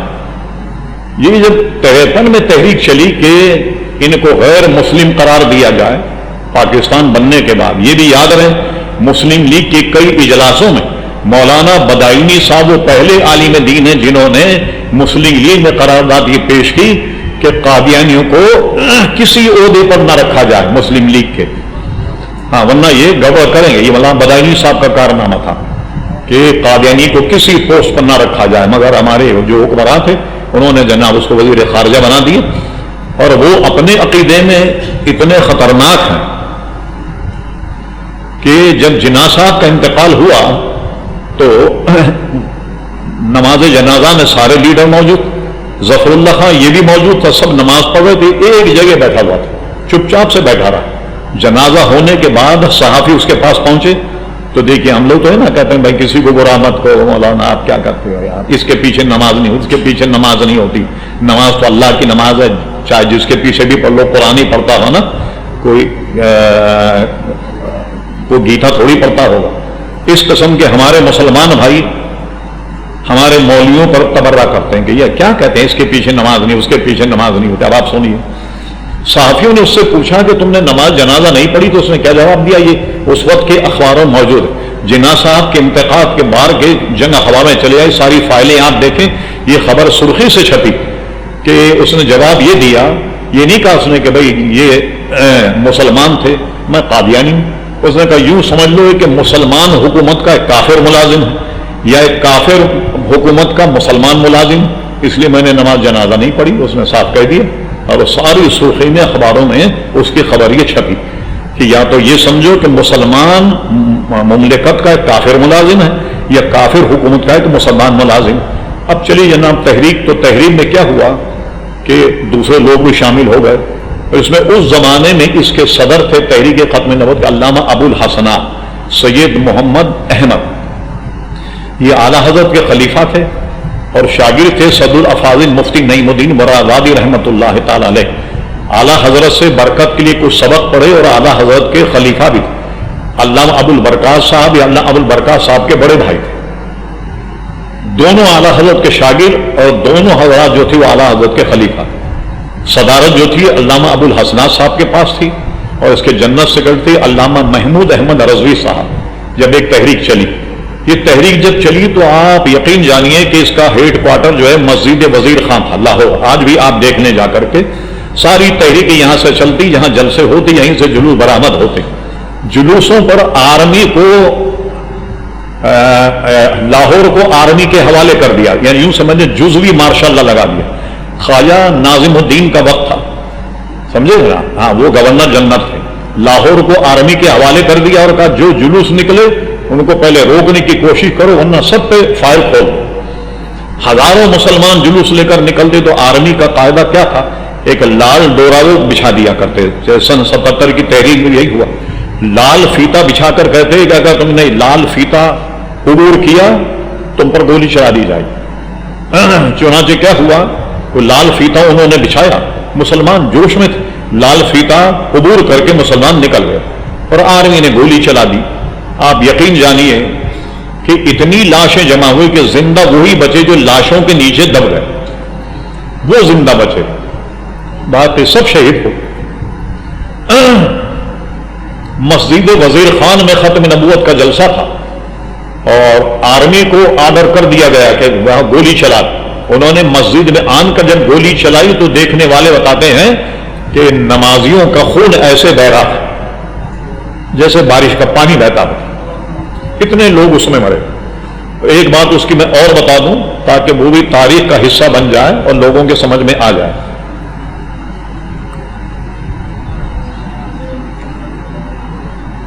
وہ آپ کو یاد ہوگا کہ لال مسجد میں جب آرمی نے کارروائی کی تو ایک مولوی صاحب برقع پہن کر کے بھاگے تھے، یاد ہے آپ؟ یہ پروگرام چل رہا تھا کہیں ٹی وی میں، تو وہ ایک صاحب جو ذمہ دار ٹی وی میں، ان سے غلطی یہ ہوئی، میں اتفاق سے کہیں بیٹھا دیکھ رہا تھا، کہنے لگے مولانا عبدالستار خان نیازی جب مسجد وزیر خان پر آرمی نے فائرنگ کی، مولانا نیازی بھی برقع پہن کر کے بھاگ گئے. فوراً پھر میں نے حنیف طیب صاحب سے رابطہ کر کے اس کو ٹیلی فون کروایا، یہ آپ کی خبر غلط. میں نے کہا میں دعویٰ کرتا ہوں کہ جامع قلعت پر کوئی ایسا برقع لے آؤ جس میں نیازی صاحب آ جائیں.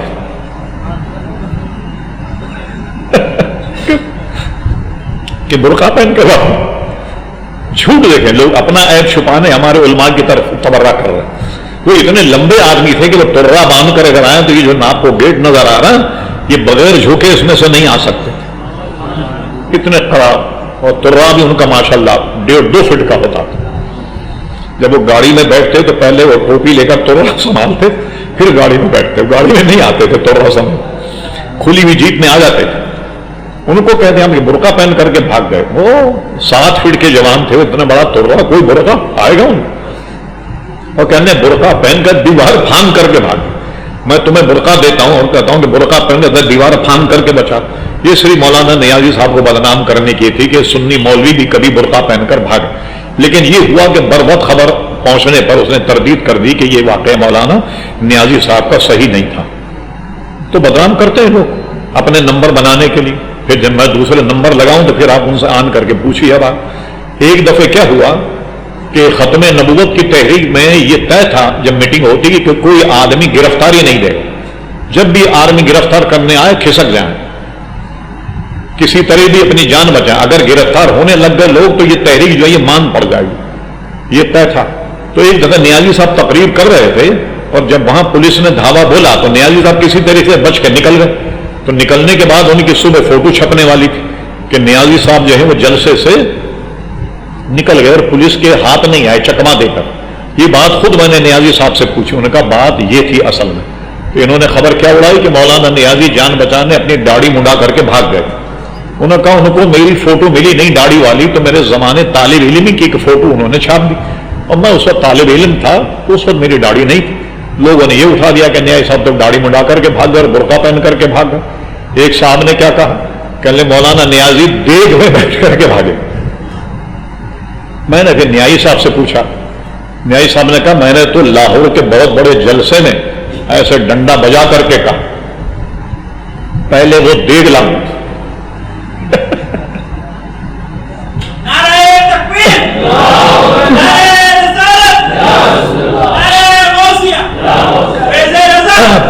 پہلے وہ دیگ لاؤں جس میں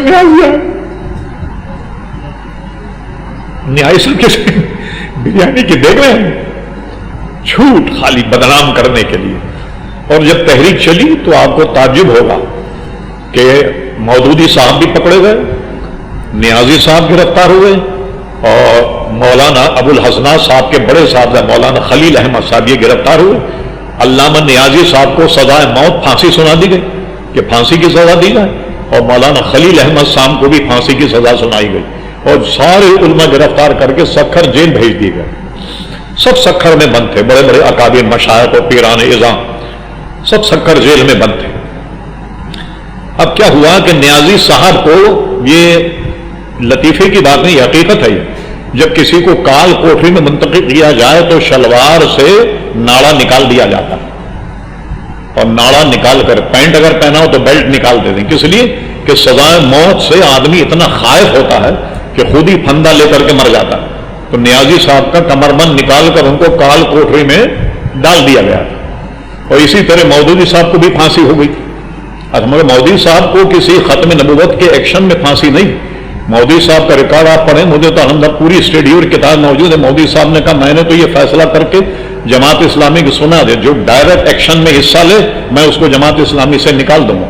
ایسے وہ تمام لوگوں کو میں نے جماعت اسلامی سے نکال دیا جو ڈائریکٹ ایکشن میں حصہ لے رہے تھے. لہٰذا اس میں مودودی صاحب کا اتنا حصہ نہیں جتنا جماعت اسلامی والے کہتے ہیں. یہ خود ان کی کتابوں میں موجود ہے. کوئی ڈھکی چھپی بات نہیں کر رہا کہ میں ایک طرفہ بات کر رہا. نیازی صاحب چلے گئے جناب کال کوٹری میں. اللہ کا کرم یہ ہوا کہ بعد میں اسلام معاملات جب چلتے رہے تو جن حضرات کو سزائے موت سنائی مودودی صاحب کو سعودی عرب نے مانگ لیا کہ بھئی اگر یہ آدمی آپ کو پسند نہیں تو ہمیں دے دیں. اور نیازی صاحب کو اور مولانا خلیل احمد صاحب کو ان کی سزائے موت جو ہے عمر قید میں بدل گئی. عمر قید میں بدل گئی اور اس طریقے سے وہ رہا ہو گئے. اب رہا ہو کر جب آئے تو میرے پاس ریکارڈ کی بڑی کمی ہے. ایک رسالہ نکلتا تھا شفق جس کے ایڈیٹر تھے ظہور الحسن بھوپالی. لائبریری میں اس کا ریکارڈ ہوگا, آج بھی دیکھا جا سکتا. میں دعویٰ کرتا ہوں, تلاش کر رہا. اس شفق میں بھوپالی صاحب کے ہاتھ کہیں سے وہ ریکارڈ آ گیا. ختم نبوت کی تحریک میں جتنے لوگ پکڑے گئے دیوبندی علماء ان سب نے معافی مانگ کر اور جیل سے چھوٹ گئے. سارے معافی ناموں کی خبر تھی, پورا رسالہ بھرا ہوا تھا. عبد الحکیم صاحب, غلام غوث ہزاروی صاحب, ان دونوں نے معافی مانگی اور یہ چھوٹ گئے. بڑے بڑے چودھری اپنے آپ کو کہہ سب معافی مانگ کر کے چھوٹ گئے. اللہ ابو الحسنات صاحب نے معافی نہیں مانگی, نیازی صاحب نے معافی نہیں مانگی, علامہ خلیل احمد صاحب نے معافی نہیں مانگی. یہ سب جیل میں وہ اپنی وہ قید پوری کرتے رہے. کمال دیکھی, علامہ ابو الحسنات صاحب بڑے علمی آدمی تھے. سکھر جیل میں انہوں نے کیا کیا, جو وہاں کتابیں تھیں ان کی مدد سے 27 پاروں کے قرآن مجید کی تفسیر لکھ دی جیل میں, جو پھر وہ چھپی الحمدللہ ہمارے پاس بھی اور بازار میں بھی ملتی. ضیاء پبلیکیشن نے اس کو چھاپ بھی دیا 3 جلدوں. تو جیل بیٹھ کر کے انہوں نے 27 پاروں کی تفسیر لکھ دی. پھر اس کے بعد 3 پارے اور دوبارہ کسی اور صاحب نے پورے کیے اور اس کے بعد وہ 30 پاروں کی تفسیر الحسنات کے نام سے چھپی. کوئی وقت ضائع نہیں ہوا. اب یہ حضرات پھر عمر قید میں تبدیل ہو گئے بجائے پھانسی کے، تو یہ چھوٹ گئے۔ چھوٹنے کے بعد ایک خاص بات یہ ہے جو ریکارڈ میں آئے، وہ یہ کہ نیازی صاحب جب چھوٹے، بڑے زبردست آدمی تھے نیازی صاحب۔ تحریک پاکستان میں یہ اسٹوڈنٹ تھے، ایک کالج میں جلسہ تھا جس میں جناح صاحب کو مدعو کیا گیا، تو نیازی صاحب نے وہ شعلہ بیان تقریر کی کہ جناح صاحب نے کھڑے ہو کر کے کہا ایسے نوجوان میرے ساتھ رہے تو پاکستان بن کے رہے، اور پاکستان بنا۔ بڑے لہیم شہیم آدمی، بولنے کے بڑے ماہر، فارسی بالکل ایرانی لہجے میں بولتے تھے، اور ڈاکٹر اقبال کے تو پورے حافظ تھے، اقبالیات کے، جہاں سے چاہتے اقبال کا شعر پڑھ دیا کرتے تھے، بڑے شاندار مقرر۔ آج بڑی خاص بات جو ان کی زندگی کی یہ ہے کہ صحافیوں نے ان کو گھیر کر کے پوچھا مولانا آپ کی عمر کیا ہے؟ یہ توجہ طلب بات۔ اب کوئی مجھ سے پوچھے تو میں کہوں گا بھائی 70 تک تو مجھے یاد ہے، کچھ اس کے اوپر ہو گئی ہو۔ آپ کی جیسی منشا آپ سے پوچھیں گے لوگ تو آپ کہیں گے بھائی میری یہی ہوگی 25-26 سال۔ نیازی صاحب اس زمانے میں بال ان کے سفید ہو گئے، ان سے پوچھا آپ کی عمر کیا ہے؟ کہنے لگے 7 راتیں اور 6 دن۔ سارے صحافی قہقہ مار کے ہنس پڑے، یہ 7 راتیں 6 دن یہ آپ کی عمر؟ آپ تو 70 سال کے لگتے ہیں۔ فرمایا اصل عمر میری وہ ہے جو ختم نبوت کے معاملے میں میں نے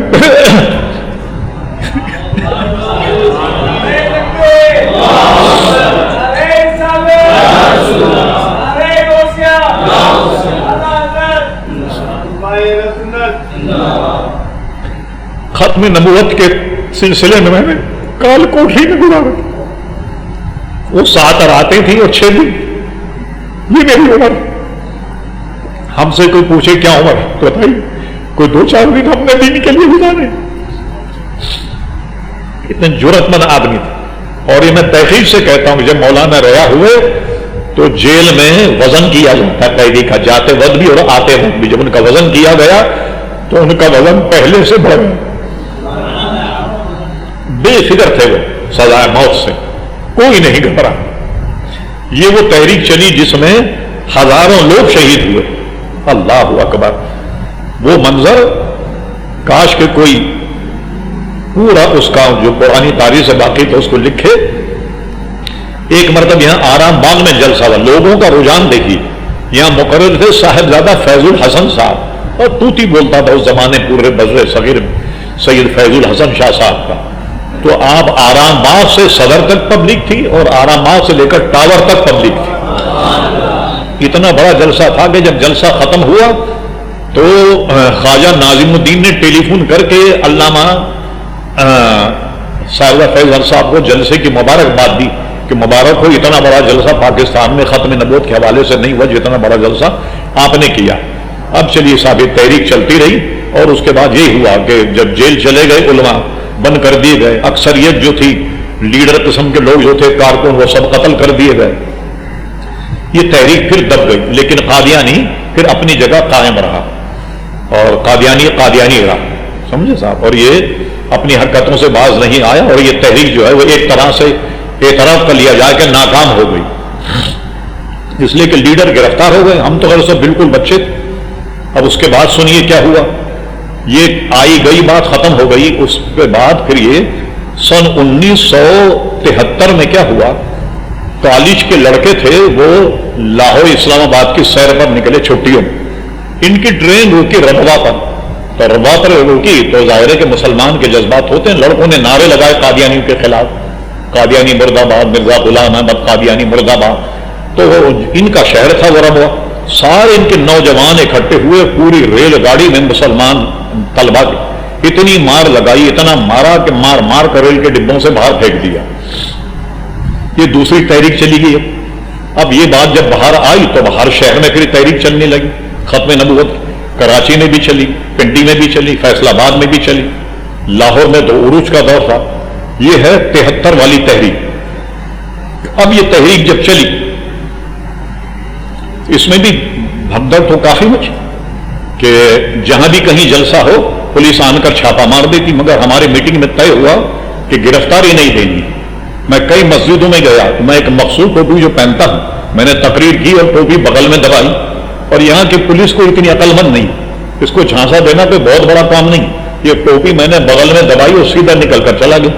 باہر ایک لڑکے کو میں نے تیار رکھا تھا موٹر سائیکل اسٹارٹ، تاکہ میں نے اسٹارٹنگ میں دیر نہیں، اس کے پیچھے بیٹھ کر کے نکل گیا اور مکتبہ رضویہ میں جا کر کے بیٹھ گیا.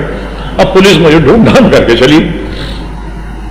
تو یہاں کی پولیس بیچاری بالکل سیدھی گلاب جامن، ان میں کوئی ایسی عقل مندی کی بات نہیں. اس کو جھانسا تھا کہ ہم نکل جاتے، گرفتار نہیں. 77 کی تحریک میں بھی گرفتار نہیں ہوئے، اور یہ جو 74 کی تحریک اس میں بھی گرفتار نہیں، کسی نہ کسی طریقے سے نکل جایا کرتے تھے.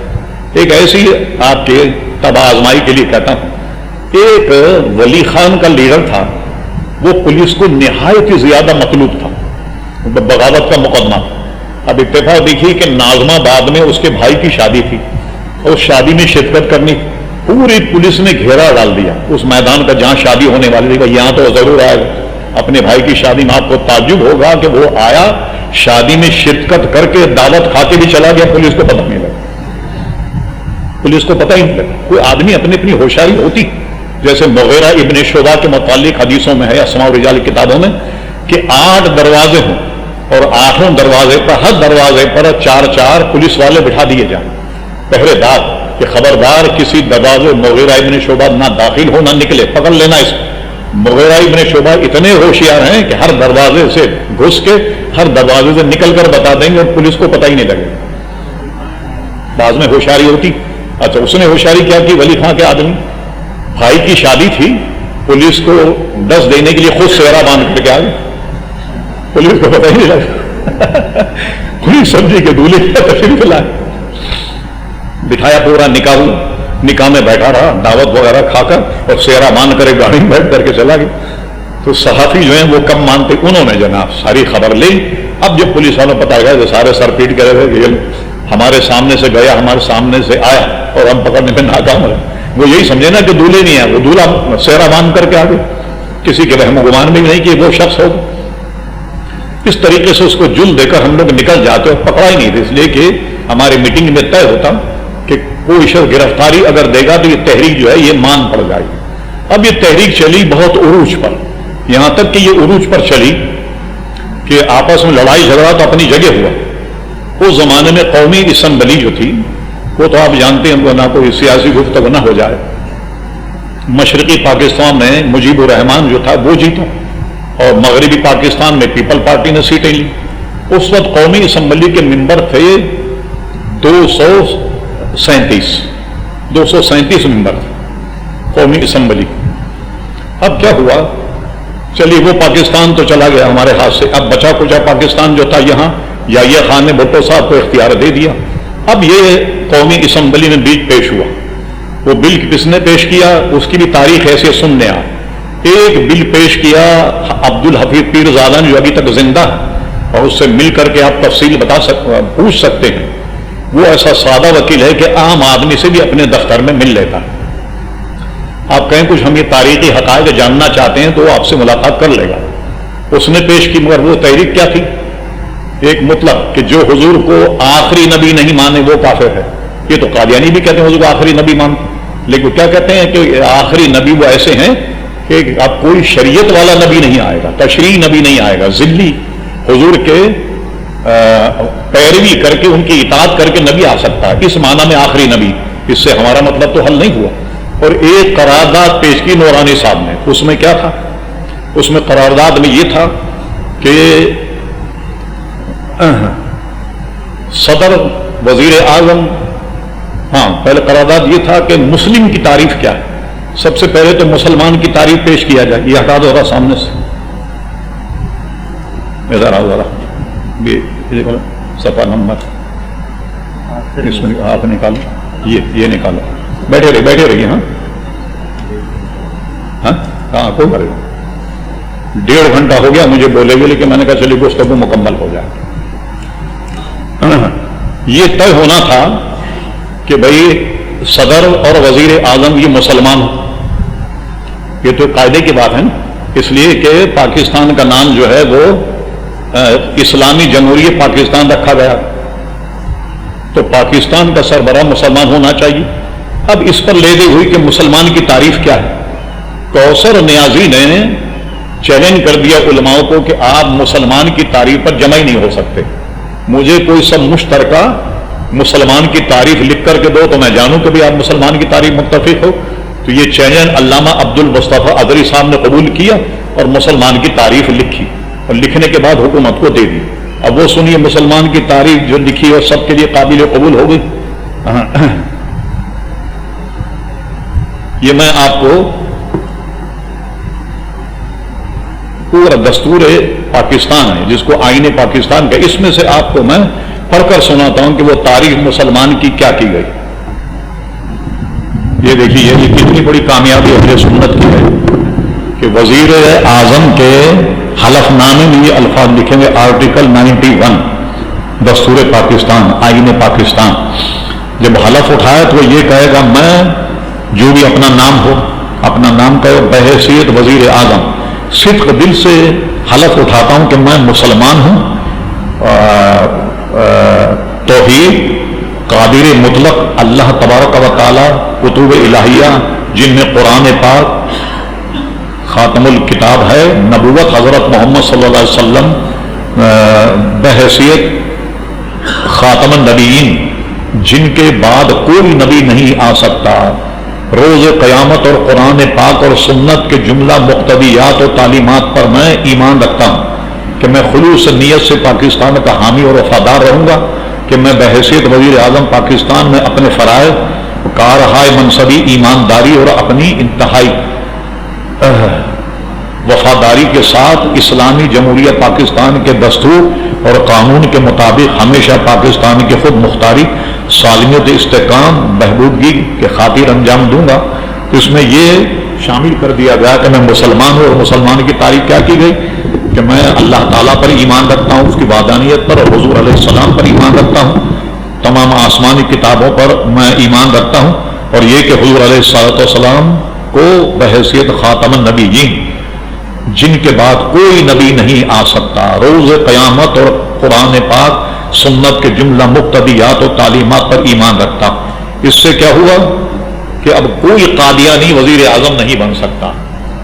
یہ کتنی بڑی کامیابی تھی اہل سنت کی کہ باضابطہ یہ بات آئین میں لکھ دی گئی.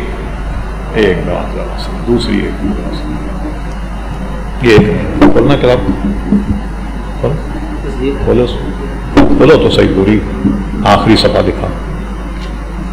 ہاں یہ 164 167 ہے نا کیا یہ دیکھیے 164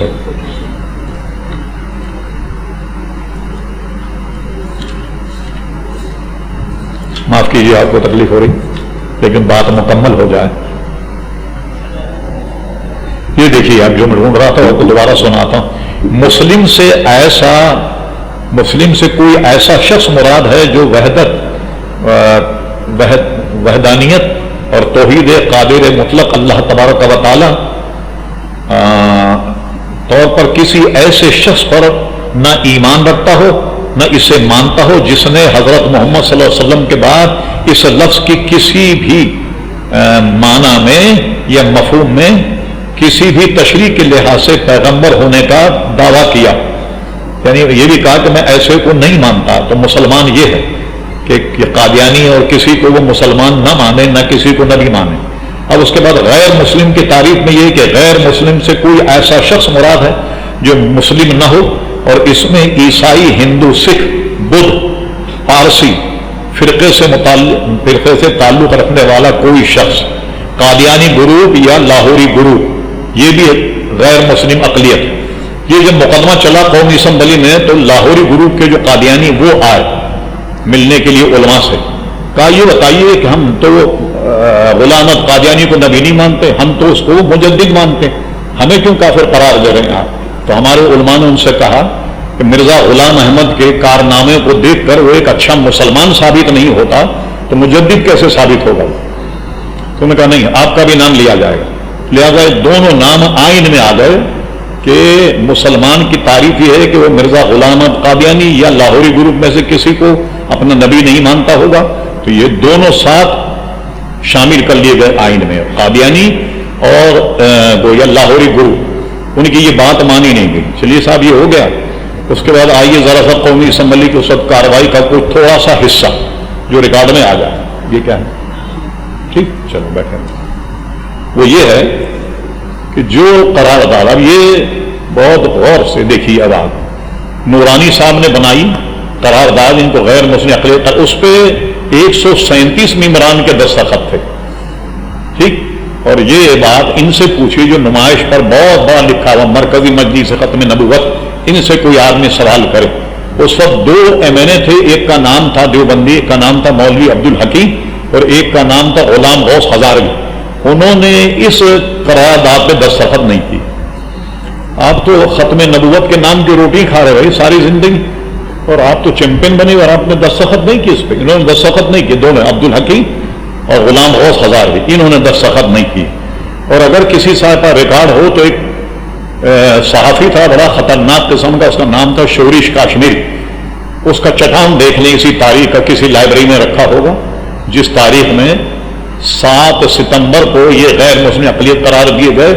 8 ستمبر سے لے کر 1 ہفتے تک کا چٹان دیکھ لیں. ہاں، جو اس نے جناب سنائی ہے غلام غوث ہزاروی اور عبدالحکیم کو، کہ وہ اسی سے سنی ہے آپ کو، ہم اسے نہیں سنا سکتے. یہ غداری کی انہوں نے ختم نبوت کے مسئلے پر. اور پھر یہ کہ معافی مانگ کر کے چھوڑ گئے، تو کیا مطلب ہے معافی مانگنے کا؟ کہ جو تقریریں ہم نے کی تھی ختم نبوت پر، ہم اس سے معافی مانگتے. جو آیت ہم نے ختم نبوت کی پڑھی تو اس سے معافی مانگتے، یعنی اس سے معافی مانگتے. ہم یہ کہہ رہے تھے قادیانی کو غیر مسلم اقلیت قرار دیا جائے، کیسے معافی مانگی آپ؟ مولانا خطیب پاکستان مولانا محمد شفیع صاحب کے 2 بچے انتقال کر گئے جیل میں. جب وہ جیل میں تھے تو باہر سے خبر آئی، جیلر آن کر کا مولانا ایک لائن لکھ دو، آپ چلے جائیں بچوں کے جنازے. انہوں نے کہا نہیں، کیا میں یہ لکھوں کہ میں غلط تقریر نہیں کرتا رہا، حضور سے بغاوت کروں، دین سے بغاوت کروں. پھر دوسرے بچے کا انتقال ہوا تو مولانا نہیں آئے معافی مانگ کے، اور جیل ہی میں رہے. اور جیل میں پھر پوری جیل بھگتنے کے بعد آخری میں پھر جب انہوں نے دیکھا کہ ختم نبوت کی تحریک اب دب گئی، اب اس کے بعد ہمیں سب کو رہا کر دیا گیا. تو روٹین کے مطابق ہمارے علماء رہا ہوئے، مگر معافی مانگ کر کے رہا نہیں ہوئے. ورنہ پورا معافی نامہ کوئی صاحب رضاکارانہ طور پر اس کے کام کریں. شفق اخبار ہے، رسالہ ہفتہ روزہ جو بھوپالی صاحب کا، سب کے حلف نامے کی اس میں نقل موجود ہے کہ سب نے حلف نامے گویا داخل کیے اور سب نے چھٹی لے لی اور سب کے سب جیل سے رہا ہو کر کے آ گئے. الحمدللہ علماء اہل سنت نے کوئی نہ معذرت کی نہ معافی مانگی، اور آج تک الحمدللہ ہیں. تو اس کے بعد کیا ہوا کہ یہ قرارداد جب پیش کی گئی 7 ستمبر کو، ایک بات میں اگر آپ کو کہیں چاہیے ہو تو میں دے دوں گا نکال کر کے، قادیانیوں کی سازش دیں کہ کتنے کہاں تک ان کی سازش. جب یہ قرارداد پاس ہو گئی تو بہت سے لوگ جو کمزور ایمان کے، جیسے آج کل بھی ایسے لوگ ہوتے ہیں، علامہ اظہری صاحب اور ہمارے لوگوں سے پوچھتے ہیں کہ یہ تو نماز بھی پڑھتے ہیں، آپ ان کو قادیانی کیوں غیر مسلم قرار دے رہے ہیں؟ یہ روزہ بھی رکھتے ہیں. ان کا ٹھیک ہے ہم بتاتے ہیں. اب اس میں کیا ہوتا ہے کہ ہر جگہ ترکیب کام آتی ہے. علامہ اظہری صاحب نے کہا میں بتاتا ہوں. تو اس میں کیا ہوا، مرزا ناصر احمد کو بلایا گیا جو اس وقت ان کا جانشین تھا قادیانی. 170 صفحات کا اس نے مضمون پڑھا قومی اسمبلی میں، 170 صفحے کا. مگر کیا ہوتا ہے کہ کسی فتنے کی وجہ سے اسپیکر رولنگ دیتا ہے کہ یہ رولنگ ایکسپنج ہو گئی، اس کو حذف کر دیا جاتا ہے. یہ پابندی لگ گئی کہ اب یہ کاغذ باہر نہیں جائے گا. جو مرزا غلام احمد قادیانی کی جانشین نے پڑھا اس وقت کے لوگوں کو وہ دیا گیا 70 صفحے کا وہ مضمون، لیکن وہ کہیں چھپا نہیں. تو اسمبلی کے ریکارڈ میں یقیناً موجود ہوگا. جب میں MNA بن کر گیا تو میں نے عبدالحمید جیتوئی، ایک تھے ہمارے MNA پاکستان بننے کے بعد اب تک MNA بنتے رہے، جو جیتوئی تھے ایک وزیر اعلیٰ، ان کے یہ چچا تھے. میں نے ان سے کہا کہ بھئی ایک ایسی دستاویز آپ کے پاس ہوگی؟ کہنے لگے ہاں ہے. میں نے کہا وہ آپ کہیں سے تلاش کر کے مجھے دے دیں، مجھے اس کی بڑی ضرورت ہے. مجھ سے وعدہ کیا کہ میں تلاش کرتا، اگر اوپر کہیں مل گئی تو آپ کو دے دوں گا. مگر بیچارے تلاش کر کے جب دوسرے دن اسمبلی میں آئے تو شاہ صاحب میں معذرت چاہتا ہوں وہ مجھے ملی نہیں. وہ بھی ایک الگ پورا فلسفہ، پوری تقریر ہے وہ کہ اس نے کیا کیا حوالے دیے 170 صفحے. لیکن اس میں خاص بات یہ ہے جو لوگ یہ کہتے تھے کہ جناب آپ ان کو بلا وجہ کافر قرار دے رہے ہیں، اس میں ایک سوالات کا وقفہ آ گیا. تو علامہ اظہری صاحب نے ان سب کو جمع کیا جو کہتے تھے غریبانوں کو بلا وجہ کافر قرار دیں. جیسے کہ اب آپ سنیے میں ایک سوال کرتا ہوں. علامہ اظہری صاحب نے پوچھا مرزا ناصر اچھا یہ بتاؤ جو مرزا غلام احمد قادیان کو نبی نہ مانے وہ تمہارے نزدیک کون ہے؟ اس نے برجستہ کہا وہ ہمارے نزدیک کافر۔ اب تو جتنے میرے انہوں نے کہا لو ہم تو ان خبیثوں کو بچانے کی کوشش کرے جو ہمیں کافر قرار دے رہے۔ انہوں نے کہا نہیں بالکل یہ کم وقت، سب نے سائن کر دیا۔ اور اس دن 7 ستمبر 1974 کو یہ قادیانی مسئلہ جو 100 سال سے چل رہا تھا الحمدللہ یہ نتیجے پہ پہنچ گیا اور ان کو غیر مسلم اقلیت قرار دے دیا۔ اور آئین میں جہاں غیر مسلم اقلیت کی تشریح کی اس میں ان کا نام آ گیا، اور نام آنے کے بعد میں ان پر جو پابندیاں لگیں وہ سنیے کیا ہے۔ یہ تو تھا آئین، اس کے بعد اب آئیے 1-2 حوالے میں۔ یہ تعزیرات پاکستان کا مجموعہ ٹھیک ہے نا مصدقہ۔ اب تعزیرات میں کیا تبدیلی آئی اس مسئلے کے حل کے بعد وہ سنیے، وہ بھی بڑی دلچسپ ہے۔ اب کیونکہ قادیانی غیر مسلم ہو گیا تب ان پر یہ پابندی لگ گئی کہ قادیانی قرآن مجید، ایک منٹ یہاں پر، قادیانی قرآن مجید یا اس میں لکھی ہوئی عبارت کو عزت و تکریم سے دیکھتے ہیں اور اس کا ذکر کر کے فخر محسوس کرتے ہیں۔ ان کے یہ فعل کو اللہ تبارک و تعالیٰ کے کتاب اور قرآنی آیات کا غلط استعمال نہیں کہا جائے گا۔ یہ ایک مقدمہ چلے تب اس پر ہے۔ تو اب یہ قادیانی تعزیرات کی روشنی میں اپنے خط کے پہلے بسم اللہ الرحمن الرحیم نہیں لکھ سکتا، اس کو 3 سال سزائے قید ہوگی یا جرمانہ، اور جج اپنی حسب منشا جرمانہ بھی کرے گا اور 3 سال اس کو قید کی سزا بھی دے گا۔ وہ اپنی مرضی سے اذان اگر کہے قادیانی تو اس کو 3 سال کی سزا ہوگی۔ یہ تعزیرات میں پھر ترمیم ہوئی اور یہ تعزیرات پھر چھپی۔ یہ 295B میں آتا ہے، جیسے سی میں ہے نا جو گستاخ رسول اس کی سزا موت ہے، یہ ہے 295B۔ اگر کوئی ایسا کرے تو اسے موت کی یا عمر قید کی سزا سنا دی جائے گی، اور وہ جرمانے کا بھی مستجیب ہوگا، جرمانہ بھی ہوگا، سزائے موت بھی ہوگا۔ اب یہ دنیا سے ان کی کمر ٹوٹ گئی کہ اب یہ دنیا میں اپنے آپ کو مسلمان اگر کہیں تو تعزیرات پاکستان ان کے لیے سزائے موت تک تجویز کی گئی، تو اس کا اثر جو ہے وہ تعزیرات پاکستان پہ پڑا۔ یہ بہت بڑی علماء کی کامیابی تھی، اور ان لوگوں کے لیے اس میں بڑی دعوت و فکر ہے جو کہتے ہیں بھائی مولوی اسمبلی میں جا کر کے کیا کریں۔ واقعی بات تو آپ بھی صحیح کہتے ہیں، لیکن یہ کہ جو گئے انہوں نے کیا کام کیا وہ میں نے آپ کو اس کی مثال دی۔ اور اس میں مسلمان کی تاریخ میں علامہ عبد المصطفیٰ اظہری صاحب رحمۃ اللہ علیہ کا بہت بڑا کردار ہے۔ مسلمان کی تاریخ شامل ہونے ہی سے قادیانی تک پہنچے نا۔ ہاں تو یہ اکابر ہمارے علماء جو تھے انہوں نے کیا، اور دیوبندی حضرات جو ہیں وہ بھاگ گئے اور انہوں نے دستخط نہیں کیا۔ ہمارے جن علماء دستخط اس میں تھے مولانا شاہ احمد نورانی، علامہ عبد المصطفیٰ اظہری صاحب، جھنگ میں ایک بہت بڑا مدرسہ ہے جامعہ محمدیہ، ان کے ایک علامہ تھے علامہ ذاکر صاحب۔ پاکستان بننے کے بعد اب سے وہ MNA بنتے آتے ہیں، آج کل ان کے بیٹے رحمت اللہ صاحب MNA، اور یہاں کے تھے سندھ کے حیدرآباد کے مولانا محمد علی رضوی صاحب، یہ علامہ ابو البرکات صاحب کے برادر نسبتی تھے، مولانا محمود احمد رضوی صاحب کے ماموں۔ یہ اس نے کہ ان تمام حضرات کے دستخط تھے، اور ان سے یہ مسئلہ جو 100 سال سے کھٹائی میں پڑا تھا الحمدللہ یہ پائے تکمیل کو پہنچا اور قادیانیوں کو غیر مسلم اقلیت قرار دے دیا گیا۔ لیکن ابھی یہ دنیا میں اسی نام سے کام کر رہے ہیں، لوگوں کو دھوکہ دے رہے ہیں، مسلمان دھوکہ کھاتے ہیں، اور یہ مسلمانوں کو پیسوں کا اور کا لالچ دے کر کے اپنی طرف کھینچ رہے ہیں۔ اللہ تعالیٰ اس فتنے سے محفوظ رکھے۔ ہمارے یہاں ایک لعنت جو نکل گئی کہ صاحب وہ گرین کارڈ چاہیے ہر آدمی کو، جنت کا کارڈ، اور گرین کارڈ کے خاطر یہ اپنا فارم بھروا لیتے ہیں۔ اور یہ بھی یاد رکھیے جو اپنے آپ کو احمدی کہلاتے ہیں، احمدی بھی یہ اسلامی اصطلاح ہے، یہ ان کا احمدی کہلانا بھی جائز نہیں ہے۔ حضرت یہ قادیانی اور لاہوری کہلائیں گے، یہ اگر اپنے آپ کو احمدی کہلائیں تو وہ قانون کے خلاف ورزی ہے، کیونکہ لفظ احمدی اسلامی اصطلاح ہے اور احمدی بھی اسلامی اصطلاح ہے، لہذا وہ اپنے آپ کو نہ احمدی کہلائیں گے نہ مسلمان کہلائیں گے، بلکہ وہ یا تو لاہوری کہلائیں یا قادیانی کہلائیں۔ اور قادیان یہ گرداسپور کے قریب ایک جگہ ہے جس کو قادیان کہتے ہیں، تو وہاں مرزا غلام احمد قادیانی کی قبر پر 313 مجاہدین کا پہرا رہتا ہے۔ ابھی بھی خطرہ ہے، ایسا نہ ہو کہ مسلمان قبر کھود کے اس کو نکال دیں اور کہیں پھینک دیں، جلا ڈال، ابھی ان کا اس کا خطرہ ہے۔ تو 313 مجاہدین بقول ان کا اس پہ پہرا رہتا ہے، اور یہ مجاہدین پاکستان سے جاتے ہیں قادیانیوں کے۔ اب یہ تو گورنمنٹ جانے کون سے پاسپورٹ پہ جاتے ہیں، کون ان کو ویزا دیتا ہے، یہ ہمارے ایجنسیاں اور ہماری جو گورنمنٹ یہ اس کو عقل ہونی چاہیے کہ کیسے جاتے ہیں پاکستان سے.